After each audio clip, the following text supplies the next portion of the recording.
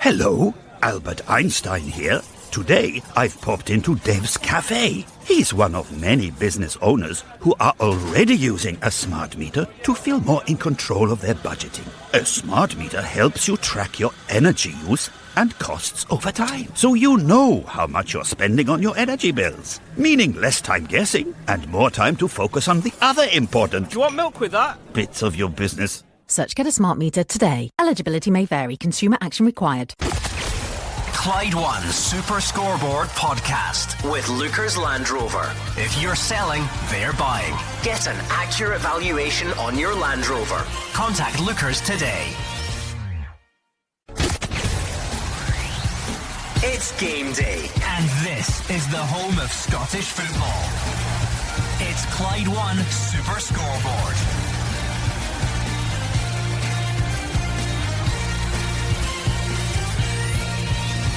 Good afternoon and welcome to Clyde One Super Scoreboard. Champions Celtic return home to face St Mirren as they look to bounce back from their Ibrox defeat. It's a huge day at the bottom with Kilmarnock hosting St Johnstone, Livingston taking on Dundee United and Motherwell up against Ross County, and Hearts are currently leading Aberdeen 2-1 in the race for third. I'm Andrew Maclean. Joining me in the studio today is Gordon Dalziel, Mark Wilson and Hugh Keevins. Well, if tension is the theme of the day, then Hearts and Aberdeen are setting the tone at Tynecastle. Matty Pollock put Aberdeen ahead in the first half.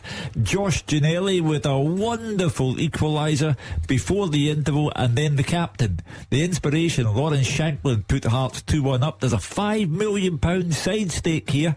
Whoever finishes third will get guarantees of European football until Christmas, so we'll wait and see how that one finishes. Elsewhere, well, it's about absent friends. Dundee United, bottom of the league, going to Livingston minus Stephen Fletcher, out for the remainder of the season by all accounts. Who will score goals for Dundee United? Likewise, St Mirren at Celtic Park, they've lost Alec Grieve and Brian Flynn.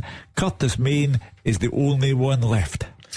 Yeah, what a weekend of drama we've got in store, and it started last night with the playoffs for the Premiership, and Partick Thistle with a great result, and then over to Hearts and Aberdeen. As it stands just now, Hearts cutting the deficit to 2 points and with every chance of pitting Aberdeen for third, and then at the bottom of the table, the bottom three all in action today, and each one of those could finish the afternoon bottom of the table. Yeah, the fight certainly for third at Tynecastle this afternoon. Hearts great advantage, close that gap as the guys said there, but all eyes have got to be in the bottom of the league this afternoon. A lot of exciting games, a lot of important games. I'm looking forward to Rugby Park, a war of words between the two managers. That'll be interesting. Yeah, not only that, Hugh Keevins, playoff drama as well. Playoff game between Partick Thistle and Ayr United last night. Annan and Clyde as well. We know what happened there. And of course, there's a big one between Hamilton and Airdrie later on today as well. Well, the cliche is that Partick Thistle have 1 foot in the Premiership. I would say they have both feet and one arm in the Premiership. They have a lead that looks to be sustainable for them and unsustainable for Ayr United. But Ayr United will need to hope that Akinyemi is back for the return in Ayr next Friday night. It shows the value of having a goal scorer like him. When he's not there, it just didn't happen. And Brian Graham, at the age of 35, an evergreen for Partick Thistle, 2 goals for him. But today, Hamilton Accies, the return leg against Airdrie, there's only 1 goal in it. John Rankin surely will get the support of those Hamilton Accies fans, even the morons who abused him last weekend.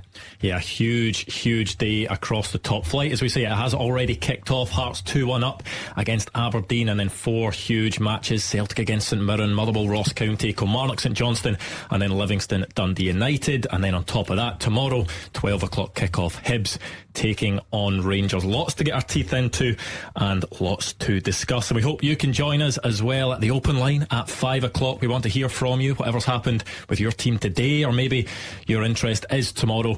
We'll want you to join the discussion then. But for now, it's time to go around the grounds. Let's start with Celtic Park. Fraser Wisher is at Celtic against St Mirren.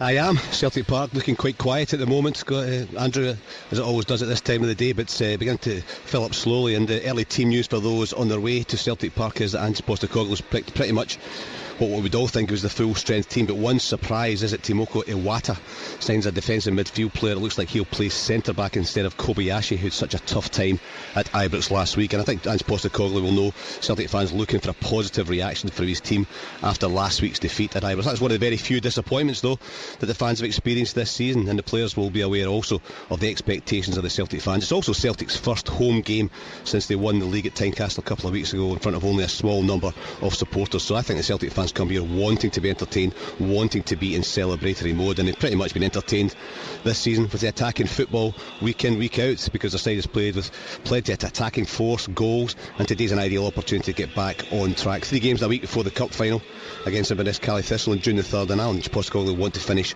the season on a high. They've been so dominant, it's hard to see what's left them to play for, but they want to score more goals, get more points, and I think important is to keep the gap or even widen the gap between themselves and Rangers come the end of the season. But they're playing against St Mirren, who've still got plenty to play for. We've talked often about what a terrific season they have had so far, and still got a European place to play for, still a possibility, although that'd be difficult because they get Pittodrie in midweek and then at home to Rangers next Saturday. I think last week's late equaliser by Hearts was a real hammer blow for them. They now sit 3 behind Hibs, and without that Shankland goal, they're right in the mix, right up a point behind Hibernian in this race for the conference place. But as you said, St Mirren's push hasn't been helped by the injuries to strikers. They lost Ayunga out for the season, and Tony Watt similarly had an operation on his ankle. Alex Grieve injured this week, and that leaves Curtis Main. Been terrific this season, only fit senior striker, and Greg Kiltie will move forwards from midfield to support him along with O'Hara and Burns. Celtic, of course, we know will have plenty of the ball, but no point in St Mirren sitting back. They need the points, need to get on the front foot when they can and take advantage of any opportunity when they get into the Celtic box, because even a point today would be welcome. As I said, strong Celtic team, 4 changes. Out go Bernabe, Kobayashi, Abada and O.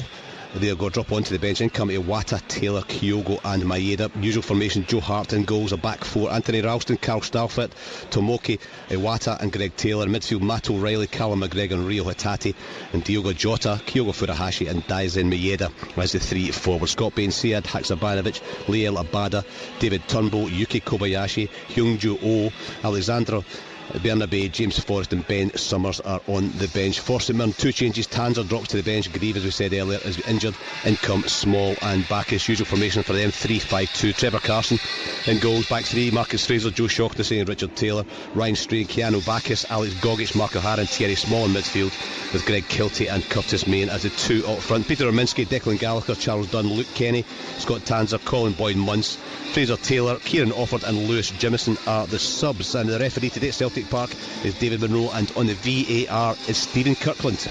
Yeah, well, some very interesting team news there indeed. Yuki Kobayashi drops to the bench. Tomoki Iwata comes in and will be playing at the centre of defence. What do you make of that, Hugh? I thought coming into the studio today that if Kobayashi was playing, the first thing Curtis Main would do would be to give him a wee reminder early on of who's going to boss that relationship.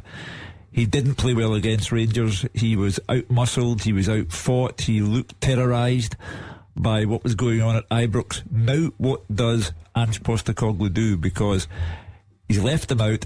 Now, you don't have to speak perfect English to understand that that translates as the manager did not have faith in me to play against St Mirren after what happened at Ibrox. So now what happens? Does Iwata play in the cup final against Inverness Cally Thistle as a centre back?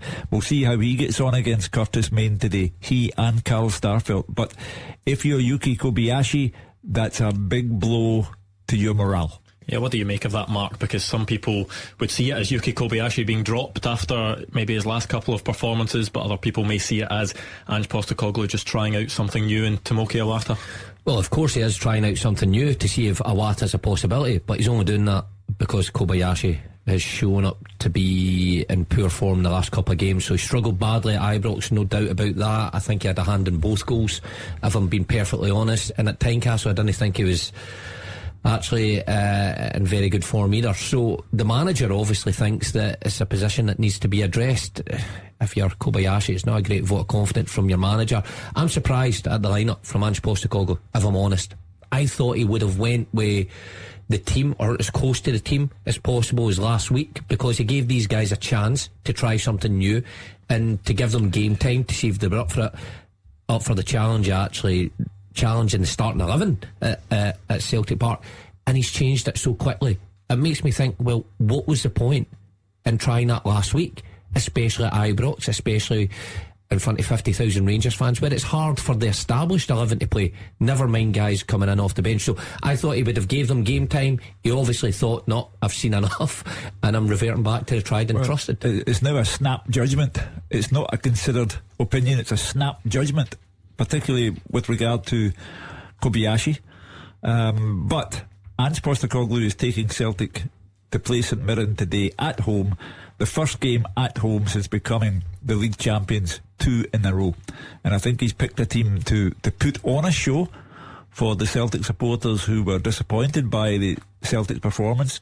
Ange Postecoglou said himself they surrendered to their fate in the second half against Rangers. I think he wants to put on a show. Undoubtedly though, the headline is Kobayashi out, and that by putting in Iwata is putting a square peg into a round hole, and we'll see how that works out. I mean, Tomoki Iwata has played at centre-back previously. He did play both there and in defensive midfield in Japan, but I think he's only about 5'8", Gordon, so it will be an interesting battle between him and Curtis Main up there. Yeah, he's got the experience to Starfelt, he's got Taylor, he's got Hart, he's got Ralston that all know the positions. I think that Postecoglou's got one eye in the cup final. I don't think he's got great confidence in Kobayashi. I think that his Celtic career started not so great, but I'm not going to write him off. The lad's just in the door. He's got to take time. Maybe he's just taking him out the firing line for a bit. Some managers do that. It doesn't look good. Of course it doesn't, because everybody going along to Celtic Park, and we've already opened the show talking about it. But I think it's if he's not playing well and the confidence isn't there, take him out, settle down. 5'8" today, because I think Fraser said it there, and congratulations to Fraser giving that information. Just finished his PFA speech 5 minutes ago.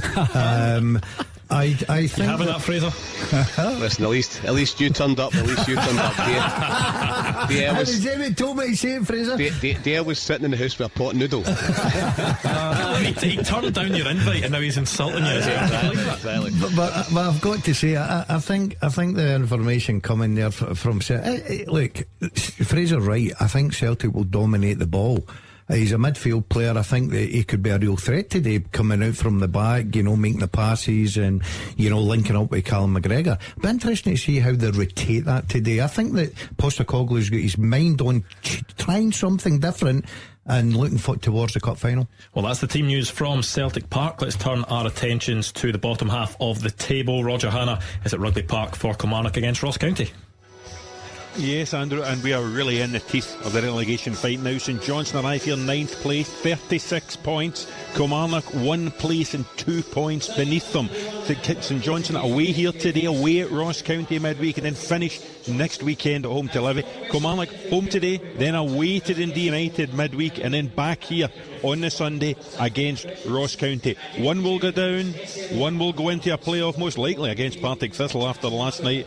And with Dundee United and Ross County both still beneath them, these two teams really do believe that they can pull off the great escape. Like Stephen Maclean, well, he's more bullish than any other manager. He says they're coming here to win today. They will stay up. I think Derek McInnes was quite taken aback by the confidence emanating from Perth this week, and particularly when you look at the recent run of form. Andrew, Kilmarnock have won 3 of their last 6, including that 2-0 victory against Livingston here last Saturday. St Johnstone have won just 1 of their last 9, and you really can't take anything from the 3 previous meetings. 1 win each and a draw in their 3 meetings this season. And despite a sort of perception that Stephen Maclean was talking about through the week, that St Johnstone don't like the plastic down here, they've lost just 1 of their last 5 visits to Rugby Park, so it all makes for a really tense, fraught 90 minutes this afternoon. Kilmarnock, as you can imagine, unchanged from that victory over Livingston. Innes Cameron, he's back in the bench instead of young Bobby Welsh, but I'll give you the team. Sam Walker in goal, the back 4, Lewis Mayo, Joe Wright, Jerry O'Dorset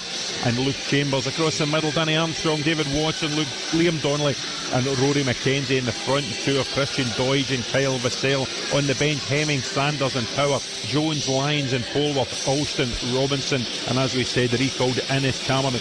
2 changes for for St Johnstone after last week's defeat to Motherwell. Jamie Murphy drops to the bench and Daniel Phillips is out injured. In come Ryan McGowan, and a first St Johnstone start for Cammy Ballantyne, 23-year-old attacking midfielder. He was out on loan at Montrose in the first half of the season. He's only made one St Johnstone appearance, a late sub at Elgin in the Viaplay Cup last July.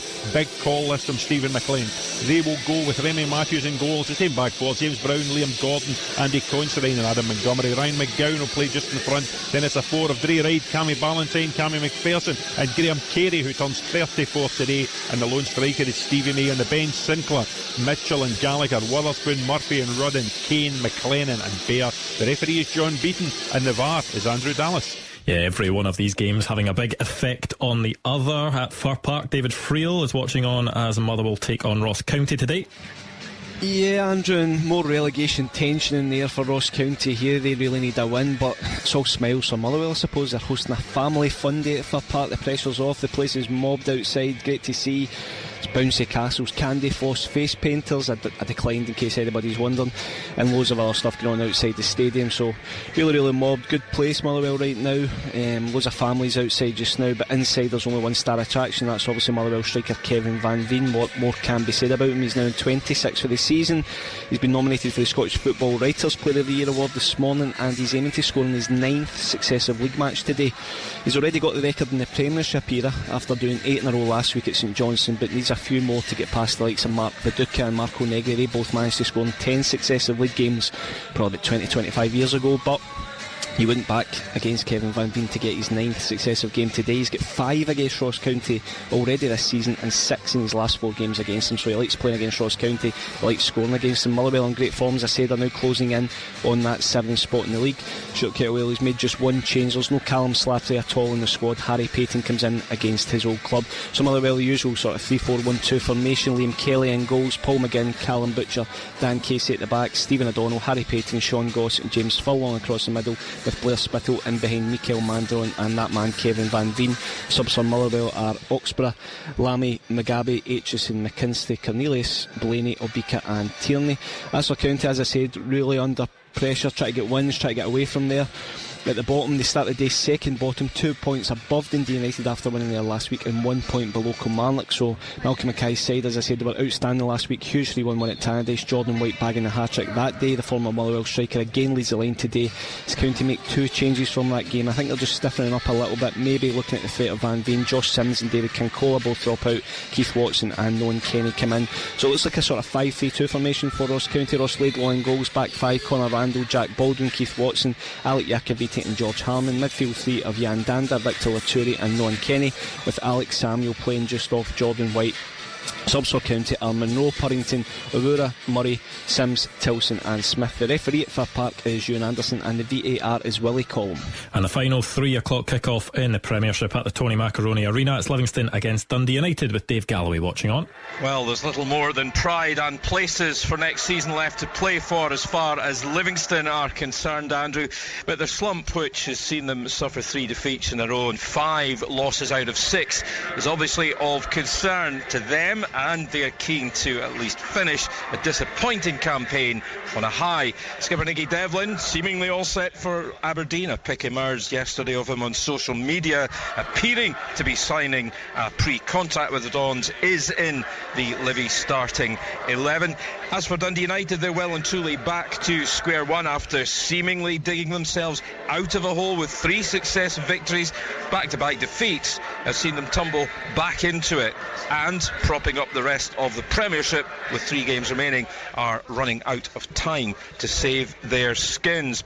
Livingston, they make 3 changes to their starting lineup. In come Boys, Penrice and Anderson for Fitzwater, DeLucas and Pittman. So it's George in goals. At the back, Devlin, Boys, DeLucas and Montano. Midfield, Shinnie, Sean Kelly and Penrice, with Stephen Kelly and Newbley playing behind Anderson, who's the focal point of the attack today for the host. The subs, Hamilton, Holt, Pittman, Brandon, Bradley, Parks and Omiyonga.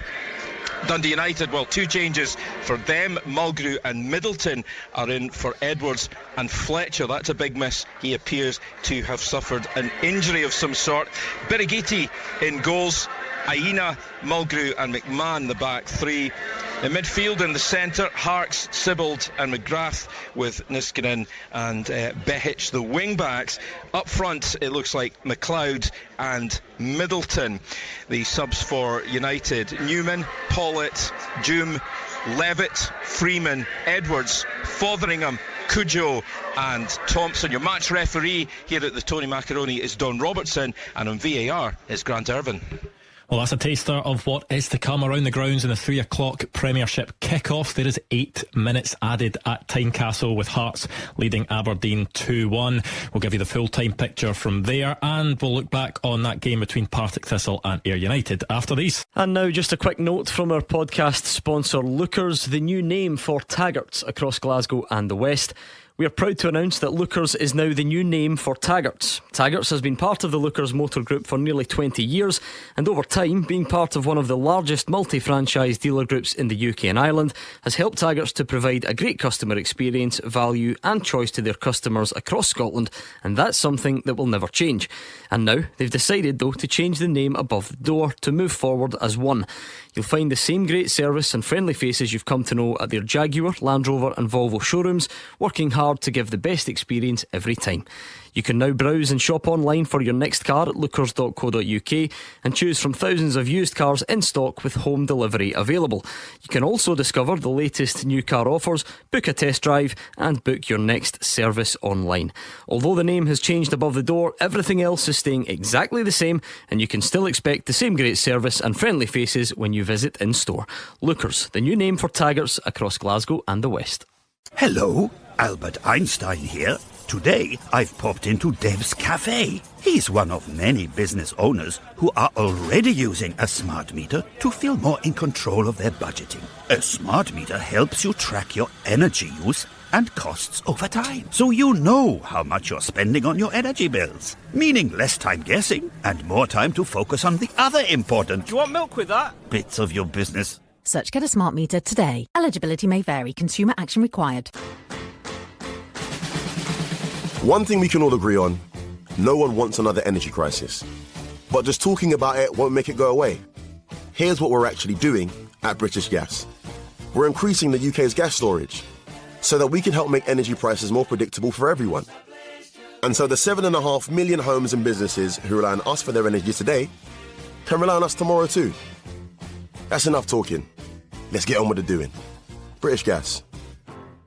Action as it happens. And your reaction from 5 on the open line. This is Clyde One Super Scoreboard. Massive day of Premiership action here on Clyde One Super Scoreboard. Celtic taking on St Mirren as they return home for the first time since clinching the league title, and then massive games down at the bottom. Motherwell taking on Ross County. Kilmarnock are in action against St Johnstone, and Livingston against Dundee United. But there is a huge game on the go at the moment. We are deep into injury time.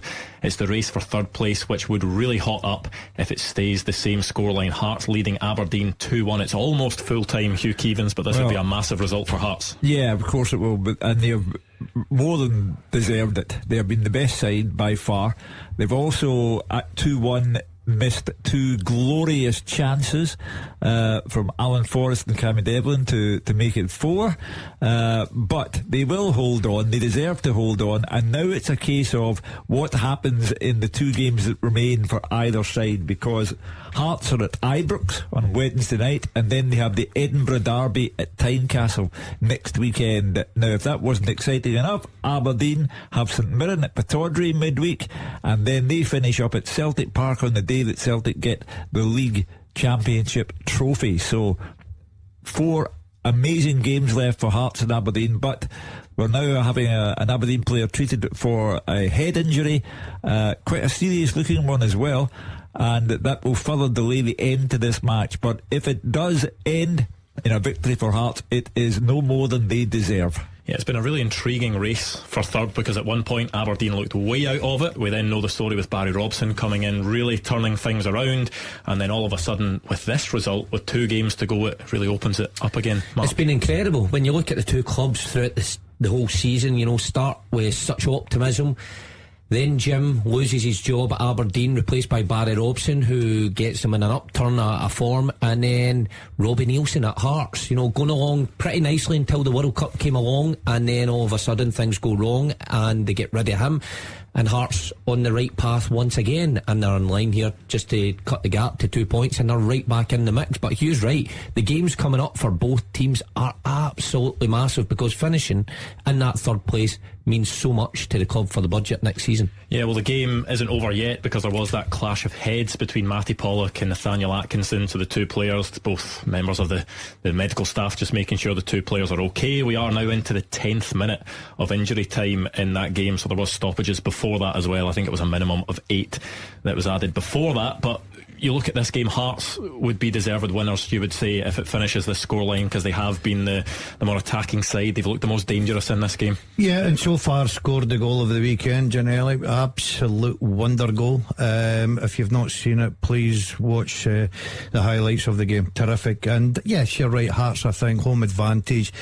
Going a goal behind, showed great courage, good character back in this. But I was listening to Hugh there and Mark talking about the last 2 fixtures, really tough for both sides.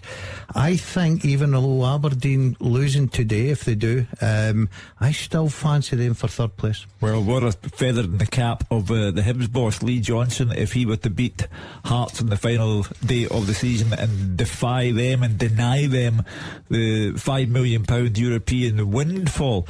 But at the moment, anything could happen in those games. You would fancy Aberdeen to beat St Mirren on Wednesday night. You would fancy Rangers to beat Hearts on Wednesday night. But what do any of us know when it gets to this stage? A big win for Stephen Naismith it would be as well, who I'm sure will be keen to impress in these final few games of the season with the Hearts job up for grabs. Yeah, well, he's on trial, and I've got to be honest, last week, probably about 3:30, 4:45, I thought his chances were gone. But he managed to turn it around and get a vital point at St Mirren, even down to 10 men, and followed it up with this. So he's still in with a fighting chance.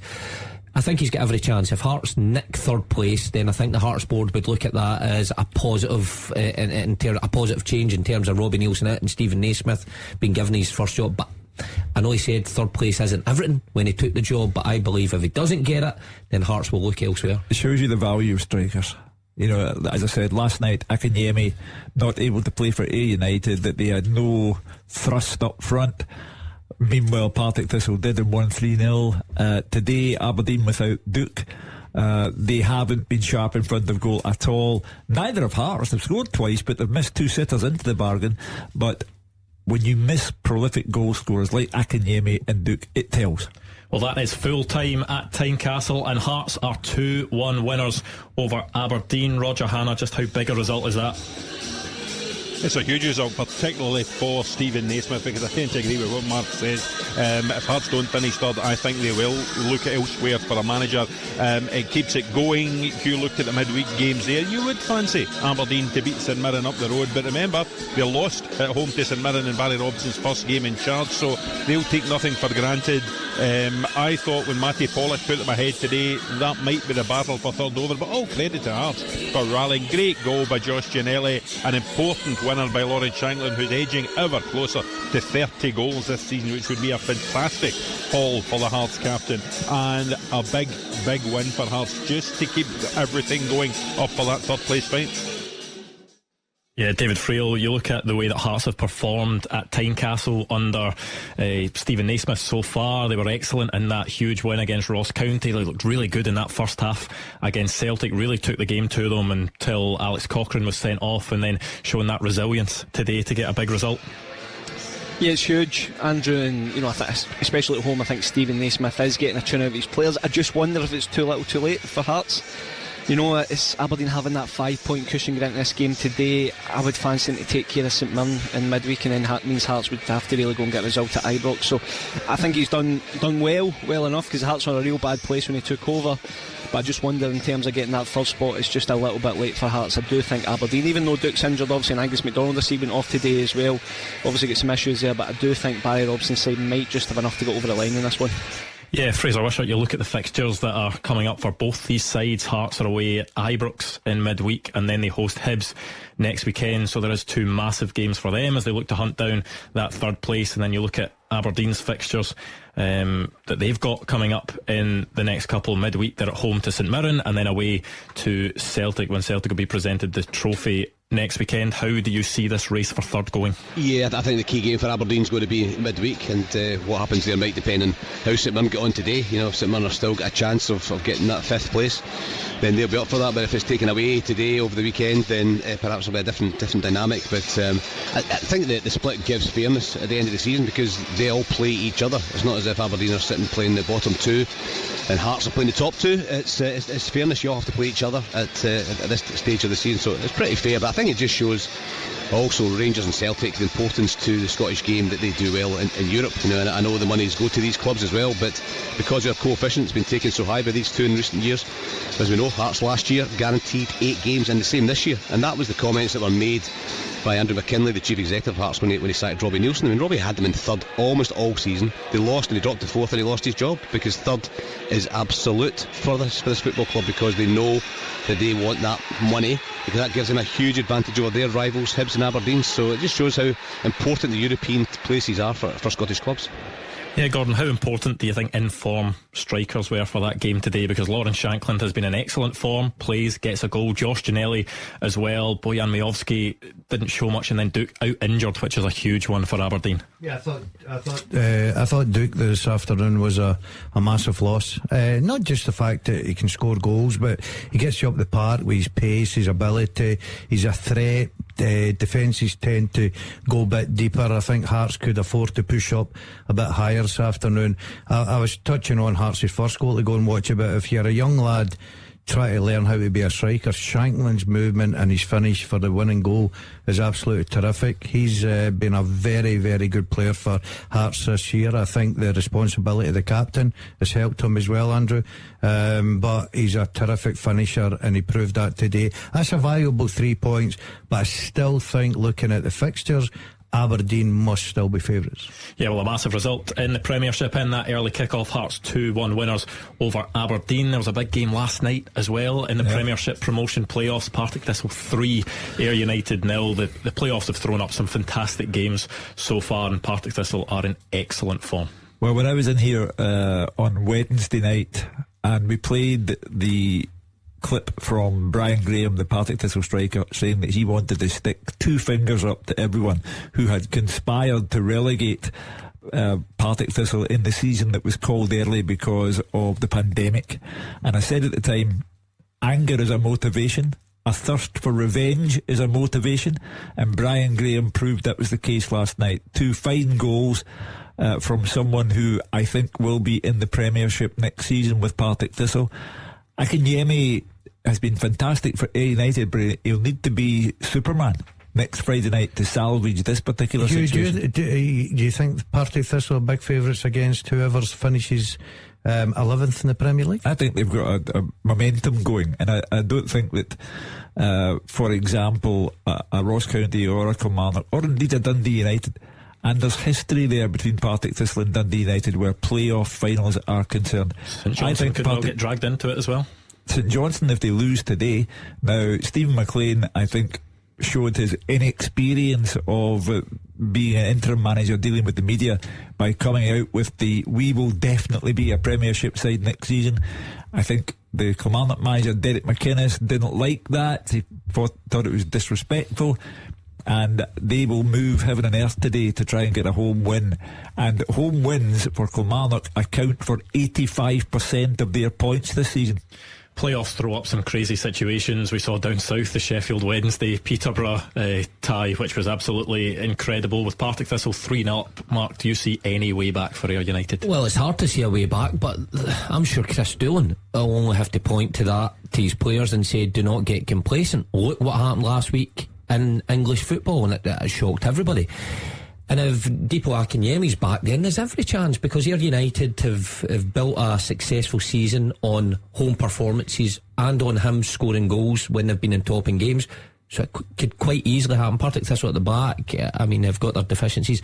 Of course, they're in the driving seat. And by the way, it could have been much worse. Brian Graham, before he scored his 2 goals, had probably the miss of the season. So congratulations to Thistle, because the pressure has been on their shoulders since that game at Ibrox when Ian McCall lost his job after it and everybody was surprised. Chris Doolan came in, done a terrific job. They did have momentum, but there's always pressure on your shoulders when you're at a club like Thistle. You know, the expectation that surrounds that club, but they're right in the mix. I'm not as confident as Hugh if they go into the playoffs against a United, Kilmarnock or Ross County that they will brush them aside. I think they will give each of those teams a good game, but the tie, I know it's 3-0, it's just not over yet. Roger, you're a founding member of the Deepo Akinyemi fan club. How big a miss was he last night? Well, the funny rustling sound you're about to hear, Andrew, is me desperately clutching at straws. Lee Doolan, Sheffield Wednesday legend, remember? He was talking about that comeback by his old team against Peterborough that you mentioned. So I retain a sliver of hope. But listen, Deepo, as soon as we saw the team last night, it's an enormous miss. You talk about no Duke for Aberdeen today, no Kyogo for Celtic at Ibrox last week, no Stephen Fletcher for Dundee United in the run-in. When you lose a player of that importance, it's a savage blow. 24 goals this season, PFA Scotland Championship Player of the Year. Ayer's next top scorer was Josh Mullen on 8 goals. You know, Deepo hasn't missed a league game in his Ayr United career until last night. And you looked at the team, it was almost as if his teammates didn't believe they could do it without him. And I think it's critical that he plays whatever state he's in. And I know he's got a back injury. I think it's critical for Ayr to have any chance that he plays next Friday night. But I tend to agree with you. I think if this will get through, if Chris Doolan, who's done a terrific job, sees them over the line, I think they can cause problems for whoever finishes 11th in the Premiership, because you spoke about Brian Graham. I like that. Tel Turner in the middle of the park, the full-backs, McMillan and Holt get on. But it's that 3 behind Brian Graham, Tiffany, Lawless and Fitzpatrick. They can cause problems for any team with their pace, their guile, and they look a team that really has got momentum behind them, as you said. Yeah, huge result last night, and we're looking forward to seeing what is going to happen in the Scottish Premiership today. We'll go back around the grounds after these. The team with the biggest support in Glasgow and the West. This is Clyde One Super Scoreboard. Around 15 minutes to go until the 3 o'clock kickoffs in the Scottish Premiership today. There's already one full-time result. Hearts beating Aberdeen 2-1 in that big game in the race for third place. Hearts now just 2 points behind Aberdeen with 2 games left to play. There are some huge games still to come though, and a lot of those down the bottom with that relegation scrap. Let's start going back around the grounds. Let's go to the Tony Macaroni Arena. Dave Galloway will be watching Livingston against Dundee United, where there is no Stephen Fletcher. He's out for the rest of the season. That will be a big loss, Dave Galloway. Yeah, a massive miss. He really has been the talisman up front for the Tangerines this season, Andrew, and you know it will be an untried permutation up top. McLeod and Middleton, both good players in their own right, but can they gel? Can they form a partnership? Can they find a way to goal? Looking at the way the teams are going, I mean, United really looked to be on the rise, didn't they? But it was comic cuts defending. That was evident in last weekend's home defeat by Ross County, and they've conceded more goals in the league than anyone else. 62 in 35 games. It remains to be seen as well how Livingston fared today after narrowly missing out in the top 6. They've really kind of tailed off, haven't they? 3 defeats on the spin and no goals scored. Now, if they lose today without finding the net, that'll be the first time they've done 4 in a row in that particular manner for 21 years. A most unwanted record. Yeah, it's a lot of pressure on the shoulders of a 17-year-old Rory McLeod, although a lot of managers will say that young players don't play with that type of pressure or feel that type of thing. I suppose so. So for the young lad, then he's got nothing really to lose. I don't think he'll feel the pressure. However, if you're a Dundee United fan going along today and you're desperate to win and you go along to the ground, you pick up the newspapers today and you see that Stephen Fletcher's out, it is a huge blow because he has been the outstanding player for United this season, and goals will get you out of this mess in these remaining 3 games. So a huge blow, very light up front for Dundee United, and I worry for Mull side today. Well, it's a fascinating thing because no manager, I believe, Andrew, in the bottom 6 is under greater pressure than Jim Goodwin. There's talk on Tayside of a potential takeover of Dundee United. Local businessmen forming a consortium. Mark Ogden, the American-based owner of the club, has not had a successful time. Managerial change after managerial change, and Jim Goodwin, whether he's 17 or not, he has to put everything on Rory McLeod's shoulders. But I actually think Dundee United will do well today for this reason. I think actually that Livingston have left the country. I think they are in Ibiza. Given the way that they've been playing recently, I don't believe that they're actually still in the country. So, and Nicky Devlin having signed a pre-contract with Aberdeen, well, that tells its own story. So I think Dundee United will win that game. Motherwell hosting Ross County in another big game down the bottom, and every single week when we talk about Motherwell, David Friel, we talk about Kevin Van Veen, but Ross County will be pinning their hopes on Jordan White after his hat-trick last time out. Yeah, exactly. And obviously the spell at Motherwell, Andrew, I don't think it went overly well. I don't think he really left here with fond memories, but look, he's a handful. He's going to be up against a back 3 that's done very, very well for Motherwell. You know, as soon as Stuart Kettlewell came in, sort of rejigged the team, he stuck with Paul McGinn, Callum Butcher, Dan Casey. They all work well together. But Jordan White, as I said, is a handful. Alec Samuel around him will do a bit more running, but I'm sure County will look to play off Jordan White. But I think for Malcolm Mackay, the key is up the other end. As I said earlier on, you know, he has stiffened his team up. He's brought a bit more muscle in at the back, and they just have to try and handle Kevin Van Veen in some way. You know, we don't know what's going to happen in the summer. It looks like he might move on. I know Motherwell want to keep him. He's still got a year left in his contract, but you just wonder how many more times he will play at Fir Park for Motherwell. And I think he's clearly desperate to get those 30 goals. He's on 26, and as I said, his record against Ross County is very, very good. So I think if Motherwell are going to get anything, obviously it's going to come through Van Veen, but likewise, if Ross County want to have any ambition to get a result here, they need to keep the shackles on him. Yeah, well, Kevin Van Veen with another nomination today. He's up for Scottish Football Writers Association Player of the Year, along with Callum McGregor, Kyogo and Cameron Carter-Vickers. And the other game in the bottom 6, Kilmarnock against St Johnstone. Some interesting comments before this game. Roger Hanna, Stephen Maclean being very bold, saying that St Johnstone will be a Premiership team next season, saying they will go to Rugby Park and win. It certainly didn't go unnoticed by Derek McInnes. Well, fair play to Stephen Maclean, because quite often, Andrew, you'll know yourself, you go along to these pre-match press conferences and the managers just say the same old mundane things. It'll be a tough game, no easy places to go, blah blah blah. So fair play to Stephen Maclean. If he's got the confidence to come out and say St Johnstone will be playing Premiership football next season and they're going to Rugby Park on Saturday afternoon to win the game, then more power to the elbow. I think Derek McInnes seemed more taken aback than anyone else at the comments that were coming from his old club in the middle of the week. But no, I think you have to give Stephen Maclean a pat in the back. Like Stephen Naismith, who we spoke about a few minutes ago, he's still fighting to convince the St Johnstone board that he is the answer in the dugout on a permanent basis. I think if he keeps St Johnstone up, I think he'll get the chance at the start of next season to take the reins of the club, and if he exudes that kind of confidence and belief in his players, I think it'll be a popular appointment at Perth. Gordon, do those types of comments put pressure on Stephen Maclean, extra pressure? I tend to agree with Roger. I think it's a bit refreshing. I'm fed up of the old cliches. I know that Hugh quite rightly says about Derek McInnes, very experienced, he'll play it very low key. Of course he will, that's what experienced managers do. Steve McLean's there, he's putting a bit of belief into that dressing room. He's putting a bit of his belief to the players to say, look, couldn't make sure that I'm not eating my words at 5 o'clock tonight and Derek McInnes and Kilmarnock are rubbing it down my throat. But it does give you a wee bit of incentive if you're in the Kilmarnock dressing room, you know, talking about it just before you go out. We've all been there.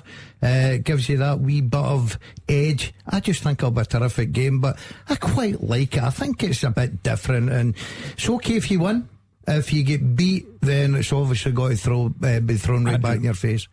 Be like me in my predictions. Be bold. Be forthright. And then take it in the neck when you're wrong. Yeah. I think he's trying to take a bit of the pressure off the players by putting himself out there. We've seen all the top big managers do that, and it works to a certain extent when you get it right. Does it take pressure off the players though when you're saying we will win and we will be a Premiership team next season? Look, the players are probably in that dressing room with pressure mounting on their shoulders week after week. 1-1-9, you can see where the players are at this minute. So when you hear your manager saying that, maybe you think, well, okay, I actually believe that. For Stephen McLean, he's there for a short time. He's got to make the biggest mark he can in that short space of time. Now, if he wins today, every St Johnstone fan will be saying, that's the man for us. We like his style, we like his approach, and he backed it up, so he'll do for us next season. That's where he's got nothing to lose. I think he's, as much as everybody's going, oh, it's a bold statement, I think he's been a bit clever, because I think Mark touches on a great point. You get a victory today, people are jumping on the bandwagon with you. Well, that's the picture in the bottom half of the Premiership. We'll go back to Celtic Park next. The winning team all season long. This is Clyde One Super Scoreboard.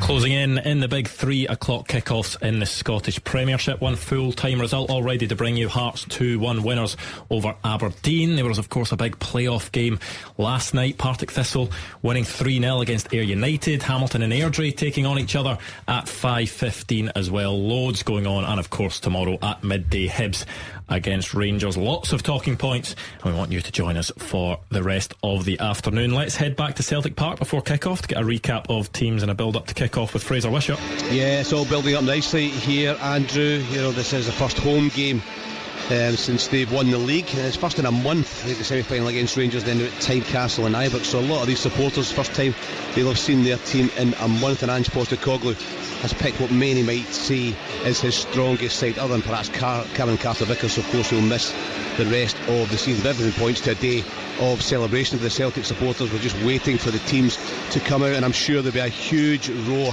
from the supporters for the championship winning team. I think there's no meaningless games. The Celtic supporters, I think there will be a huge applause, and just when they read the teams out, the biggest applause was for Ange Postecoglou. He's absolutely worshipped here, and I think Ange is conscious of an obligation on his team and on him to entertain the Celtic supporters, and he'll want his team to start quickly. I think getting early goals, the way they play, we know they take free kicks, they take throw-ins early, they get the ball moving and get the ball in play to try and pressure teams, and he'll want an early goal and then play at a very, very high tempo. They've been hugely successful this season, and they want to keep the points difference between themselves and Rangers at double figures, and then be able to focus on the cup final against Inverness, Caley, Thistle and the treble. From the team situation, it's the same. Some expected Ange Postecoglou to stick with his French players that played last week, but the only surprise is Iwata is in for Kobayashi. As I will go through the teams, you just listen to the noise here as the Celtic team comes out onto the field of play, led by Callum McGregor. A huge reception from the Celtic supporters for the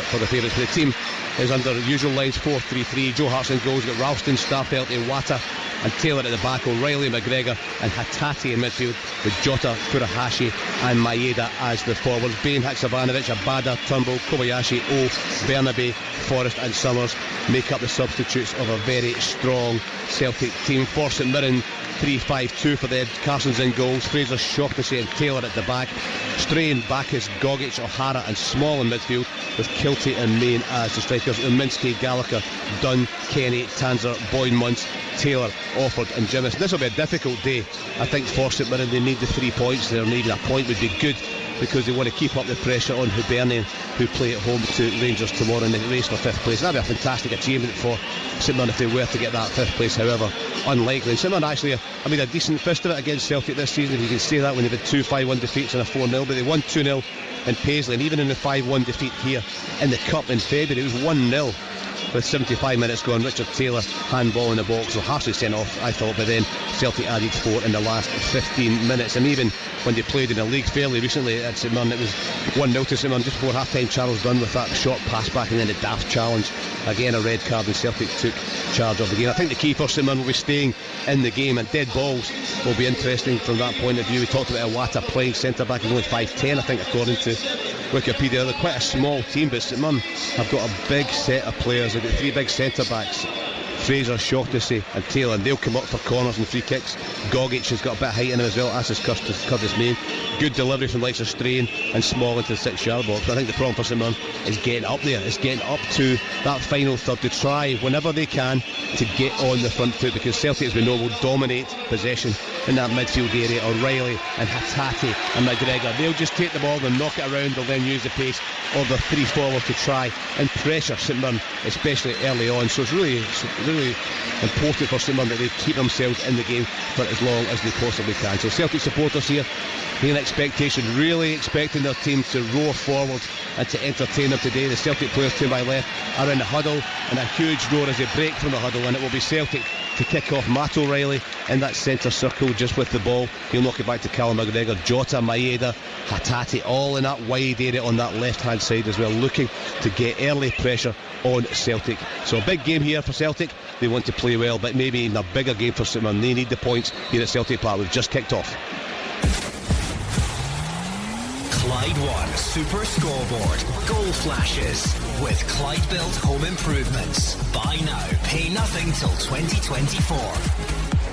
Yes, underway in the 3 o'clock kickoffs in the Scottish Premiership today. Looking forward to those. A lot of good action we should hopefully be in store for today. And the Celtic fans will be delighted to be at home and see the team at home for the first time since they were crowned champions. But I don't think they'll get it all their own way. You know, Stephen Robinson has said that he might as well give it a go, and if he loses 3 or 4-0, then so be it.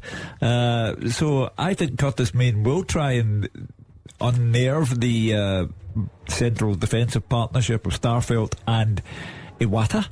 And he's very good at that. But obviously Celtic, they have nothing to apologise for. They lost to Rangers last week, but why would you apologise when you've done as much as they have done under Ange Postecoglou? But they will want to make up to their fans for that and try and give them a home win, and I think they will get the home win eventually. I also think that Ross County will lose to Motherwell. I think Kilmarnock St Johnstone will be a draw, and Livy Dundee United, I'm going for Dundee United to win away. I think Celtic will win comfortably here today. I think Motherwell will beat Ross County. I think it'll be a draw at Rugby Park, and I fear from old side, I think Livy will stop the rot with a horrible run they're on and beat Dundee United. All home wins apart from 2 for me. I fancy Celtic. So not all home wins. I fancy 50% of the games. I fancy Celtic. My 2 50%ers are Celtic and Kilmarnock home wins, Motherwell Ross County draw, and Dundee United to beat Livingston. Well, an early shot for Motherwell. McGinn's low shot saved 20 yards out was a decent effort.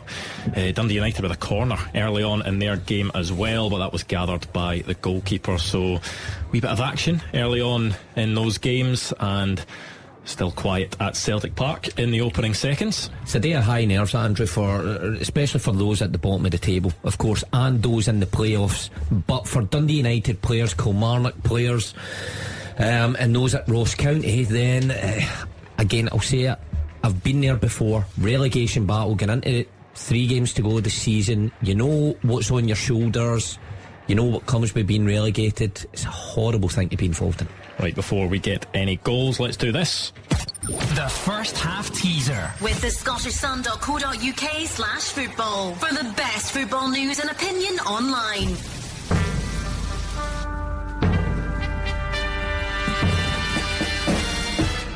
Now, this is a test of your wider knowledge, because this one relates to matters down south. Since 2016, 7 Scots have been promoted from the English Championship to the English Premier League by winning the playoffs. Who are they? Since 2016, 7 Scots have been promoted from the English Championship to the English Premier League by winning the playoffs. Name them. Right, make sure you send us a tweet, all the answers in the one tweet as well. You can see that as well if you head over to @ClydeSSB. It may be a bit easier to see it written down as well to get all the details, but we will check in on that. Remember, all the answers in one tweet @ClydeSSB. Get your answers in as quickly as possible and you could be on the podium for the first half teaser. How are you feeling about that one, Mark? No, I'm not very confident. No? Are you not? No. I don't watch a lot of English Championship football. No, but that includes the time I was in the English Championship as well. You weren't in it that long. You get relegated. Yeah. You got a good view from the bench, though, no? Some of the games I didn't even make the squad, so I didn't bother going. How bad a day must it be if I'm going to stop you there, because what sick? about this for an early goal? Goal flashes with Clyde Built Home Improvements. Celtic 0, St Mirren 1, Curtis Main with the early goal at Celtic Park. What a start it is for the visitors. What did I tell you? I said they would not get it all their own way and that Curtis Main would try to unnerve Iwata and Starfelt, and that is a real shocker for the Celtic fans. But again, Stephen Robinson did say he would give it a go, and he didn't care if he lost 3 or 4-0. Well, he's not going to lose 3 or 4-0 because he scored. Yeah, well, Main got onto a long ball. He checked back onto his right foot. It was a low shot under Joe Hart. It's a really good start for St Mirren and completely the opposite for Celtic, Mark Wills. Certainly is. After last week, not the start you would want in front of 60,000 of your own fans. But you remember, St Mirren came here early on in the season and they showed a good account of themselves. Just couldn't get their noses in front. And you know, they've got themselves in front, but again, not convincing from the Celtic backline. Mistakes. And to be honest, I tell you what, you could pick about 3 at the Celtic backline and the goalkeeper at fault there, but take nothing away from Main. Took his opportunity. Long way to go though. I've got to say, Hugh, I think it was Fraser that says the strongest team without Carter Vickers. Obviously he missed out Johnston right back area.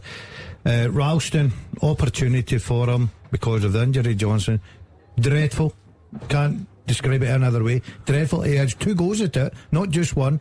Main too easy. And I've got to say to myself, the goalkeeper, who I think was poor last week at Ibrox, that is a disaster. Yeah, I mean, here we are, a team 2 weeks away from the Scottish Cup final, a world record breaking treble at stake. I know the opposition comes from a lower league, but Joe Hart just doesn't save very much at the moment. Anthony Ralston would be no one's idea of a first pick at Celtic. And it's a shabby, cheap goal to lose. It's that bad a goal, sorry Andrew, that if you look at Curtis Main, he's actually shocked that ball's went in the back of the net, but obviously delighted. Who's at fault there for the initial ball over the top? Because is it Iwata that gets dragged out? Him and Ralston both kind of go for it and then ends up in the path of Curtis Main. One thing you didn't want highlighted, the Celtic manager wouldn't have want highlighted, is the glaring change that he's made in the team. A central midfielder, albeit he's played there before, going in and replacing Kobayashi, a centre half, and Iwata and Ralston just get it totally mixed up. Now, if you're looking at that and you think Carter Vickers has played there, I think he takes command of that situation. Ralston gets out the way and it's a non-event. However, there's a bit of uncertainty there. Ralston gets it all wrong, but Daz is right. Ralston gets the opportunity to get back and he's so easily beaten, and then Iwata has the opportunity to stop the shot and he kind of half turns his body, and then Hart should save it. So many problems there, so many players you could pick out, but look, it's only 5 minutes into the game. There's a long way to go. Celtic just need to up the tempo. No time for that. Hugh's already got the 3 points lost. Just get Hart off and put Scott Bain on. He signed a new contract. He's a better goalkeeper than Joe Hart. Yeah, man. What? That was a surprise, eh? Scott Bain. Deal. A 3-year deal. If only I was still hanging about at Celtic just now. They're dishing out some of I've got to say, deals. I've looked at the modern day football. If I ever come back I come back as a goalie, right? A second choice goalie. Third choice, no? No, second, because you probably get a few quid more than the third choice. You turn up, you train Monday, Friday, and you sit on the bench. Happy days. Get a nice weekend. Joe Hart Pick up your candy. Where you go, Mark? Big save from Sam Walker in a Kilmarnock goal. It was a shot from Trey Wright, the first St Johnstone attack, but it is squandered, or it's saved by Sam Walker anyway from the foot of Trey Wright. If I was Stephen Robinson, I'd be thinking we could get something here. I've just watched Greg Taylor sclaff one backwards, and then Joe Hart comes out and kicks it off a St Mirren player. They spoke about David Field spoke about the bouncy castle outside Fir Park. Is it a bouncy castle inside Celtic Park with the way the defence are playing? Hey, I mean, you need to put it all into perspective. Celtic have won the league. They've been very good all season, Mark. But Ange Postecoglou, after the game at Ibrox last weekend, said that the players had maybe accepted their fate when they went behind at Ibrox. Yes, this is a different game. It's at home against St Mirren, but Ange Postecoglou will be keen to see a quick reaction from his players. Of course it will be, and I think his team selection reflects that, because he's not hanging about. I think that shows how annoyed that he was with some of his players underperforming at Ibrox in the manner of the defeat, that it chose him to pick an 11 more recognisable to his strongest side. But started in exactly the same way. Well, even worse, because the goal's horrendous, and Hugh's right, looks sloppy as well in possession, and we're very early on in the game, but he's not got the reaction at the minute that he would want. Well, I think that he got an initial reaction, because I think Greg Taylor, 8-9 yards out on that favourite left foot, he should do better. You'd expect Celtic to. I still, as much as great start for St Mirren, the long way to go in this game is the Celtic part, and the big guns are out. I expect Celtic to come back into this very shortly. Yeah, one thing St Mirren will be keen to do is keep 11 players on the pitch, because they've started well against Celtic in the last two games, but have had early sendings off, and then they've ended up going on to lose 5-1. But I do commend them. Stephen Robinson has highlighted the weakest area here, and again Curtis Main is just having a field day here with a defence that looks all over the shop, and with a goalkeeper behind him who at the moment couldn't keep pigeons out of a loft. Do you know what I've noticed right away, Hugh? I've noticed right away, St Mirren are just going long right up through the middle and saying to Curtis Main, go and battle with the two centre backs, and they look a bit uncomfortable, but Celtic obviously in a bit of possession now. Got one of these Goal flashes with Clyde Built Home Improvements. Kilmarnock 0, St Johnstone 1, and it's Liam Gordon, a header from a corner, and it's a big goal for St Johnstone at Rugby Park. Kilmarnock failed to clear. Liam Gordon with the header, and they're 1-0 up. Well, it's a manager justifying his words, or an interim manager justifying his words. Terrific start, but as Gordon has been saying so far, early yet, but better to go in front than to go behind. Yeah, and big day for St Johnstone. If they get the 3 points today, they can relax. Oh, it's all happening. Goal flashes with Clyde Built Home Improvements. Livingston 1, Dundee United 0. Mark, you did say you feared for your old side, and they are already 1-0 down to Livingston. Really poor defending, but a good finish by Bruce Anderson to put the home side ahead. Big blow for United, and you'd have to fear for them. You know, one, because Stephen Fletcher's out and they're behind, so how did they get back into it? But I just felt something a bit Livy today. I know Hugh was saying they're in Ibiza at the minute, but when you look at their run of results, the last 6 games, lost 5 of them, you know, and failed to score in 5 of them, you just thought that that's not going to continue.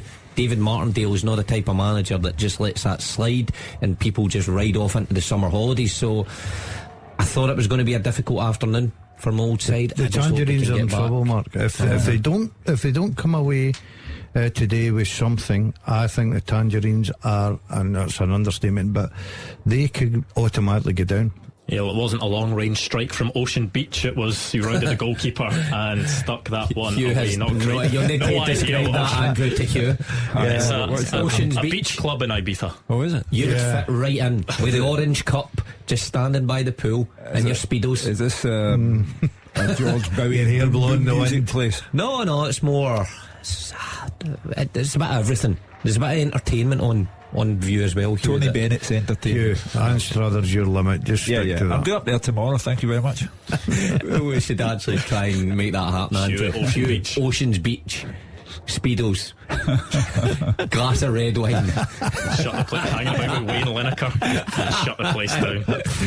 A wee video for the back. Be great for Oceans away. Beach image. Yeah, I don't think you'd get on their Instagram. Do they still call them discotheques? Well, this is an outdoor one with a swimming pool. So al fresco discotheques then.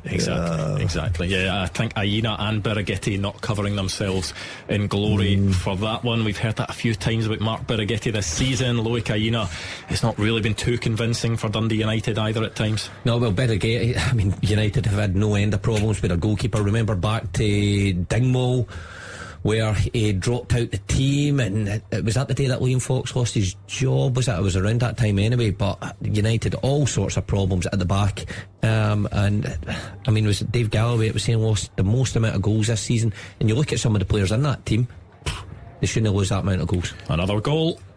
Goal flashes with Clyde Built Home Improvements. And it's at Celtic Park, and it's Celtic 1, St Mirren 1, and it's Kyogo with the goal. He's back in the starting lineup, and he's back amongst the goals. Kyogo makes it 1-1. Not surprising for me.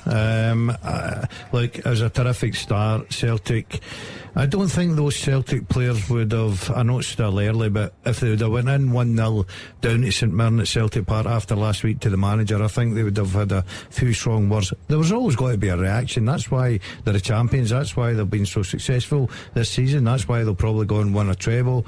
I expect Celtic to win this game this afternoon comfortably. There's a recurring theme. Last night, no Akinyemi, no United. Partick Thistle win 3-0 because Depot. Oh, Depot. He's like, Depot. Is he like Maradona and Kelly now? Yeah, Roger Hanna's got him right up there. Depot. Well, there was no Depot last night, but there was a Brian Graham, the top scorer for Partick Thistle, and 3-0 for the Jags. Today, Lawrence Shankland, top goal scorer at Hearts, wins the game against Aberdeen minus Duke. Meanwhile, the other end of the M8, Kyogo Furuhashi, 31 goals now for the season to get Celtic on level terms, and that is why strikers cost so much, why they are so invaluable. Yeah, it was Iwata's pass to Hatate. Hatate played it through to Kyogo. A high finish into the top corner. Really good finish from Kyogo to level things up, and that is exactly what this Celtic crowd will have wanted to see. I think you underplayed that there, Andrew. A really good finish. That is a terrific finish. It's just one of those. It's a good ball through. He sets himself up his touch, and then the goalkeeper positions himself well, but he absolutely blasts that by him into the top of the net. Brilliant goal. Brilliant ball from Iwata into Hatate, who's on the half turn. Nice little ball through. It's very unlike Kyogo to score a goal like that. We're used to seeing him score cutbacks and a few tap ins. That is beautiful. Absolute bullet into the top corner. Well, there is a check going on. VAR review with Clyde Built Home Improvements. But not at Celtic Park. It is at Livingston against Dundee United. Livingston had the ball in the net. Louis De Lucas netted after a free kick. Check being made for, Dave Galloway thinks, possible handball. Either way, the goal has not been given following the check. So it remains 1-0 to Livingston. Still 1-0. Yeah. Still 1-0. Yeah. All right, okay. That was for 2-0. Sorry, I should have clarified that. That was to make it 2-0. Yeah, thank you very much. That was Bruce Anderson with the first goal. De Lucas had the ball in the net there, but that one is not going to count. 50% of their goals have counted so far for Livingston. Like your predictions, 50%. 50% here, yeah. Half and half. A big goal, I should say, as well, between Albion Rovers and Spartans. Albion Rovers, of course, looking to retain their SPFL place. Spartans want to get into the SPFL. It was 1-1 in the first leg, and Blair Henderson has scored a penalty to put Spartans 1-0 up. So Spartans could be an SPFL side by the end of play today. Well, it's the story of Scottish football's evolution in recent years. The Celtic Hearts, Bonnyrigg Rose, Cove Rangers, they've all come in, and Spartans might be the next one here, because that's a real good start for them. Spartans is a club though that doing it a bit differently from Cove Rangers and Kelty.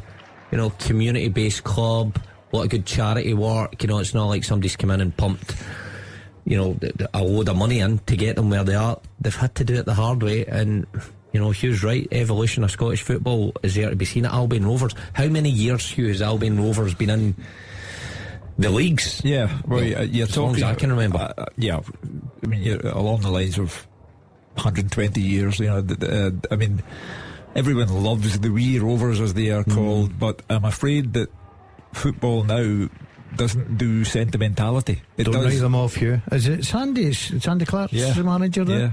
Old teammate. You know, good experienced manager.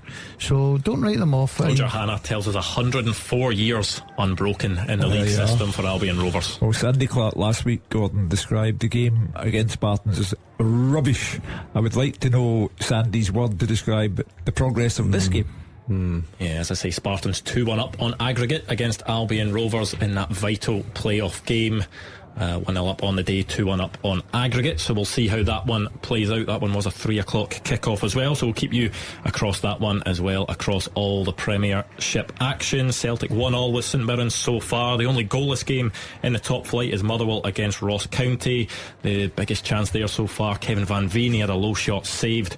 The first real chance for him. And Kilmarnock 1-0 down to St Johnstone. Livingston 1-0 up against Dundee United. It is one of those days where you need the as it stands table, don't you, to see exactly what's going on at the bottom. As it stands, it's 2 between 3, Kilmarnock, Ross County and Dundee United, because St Johnstone are away in the horizon if they can get a result.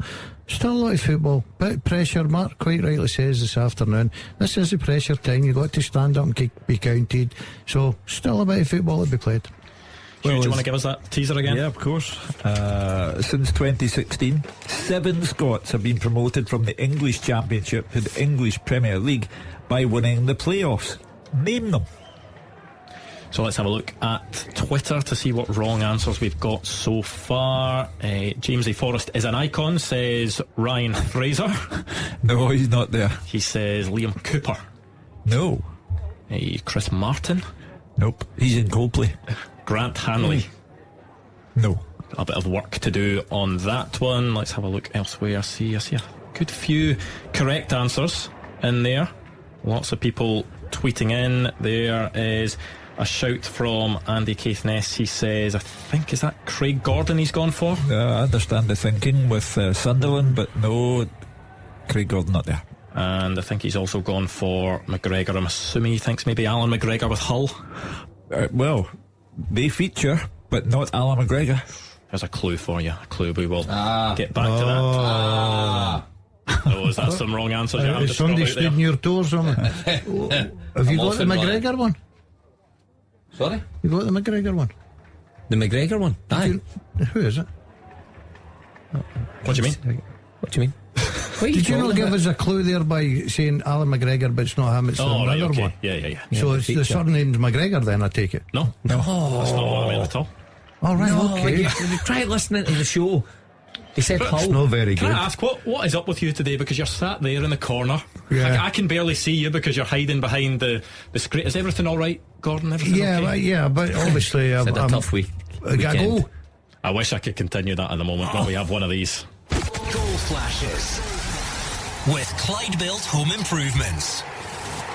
Livingston 1, Dundee United 1, and it's Ian Harkes, a volley from just outside the box. A lovely finish from Ian Harkes, and Dundee United back in that one. It looked as if they could have gone 2-0 down. Livingston had the ball in the back of the net through DeLucas. That one was initially ruled out, and then VAR backed up that decision, but Dundee United have gone up the other end. Ian Harkes has volleyed in, and it's 1-0. It's already a tale of twists and turns at the Tony Macaroni. You know, Livy 1 up, and we're predicting gloom and doom.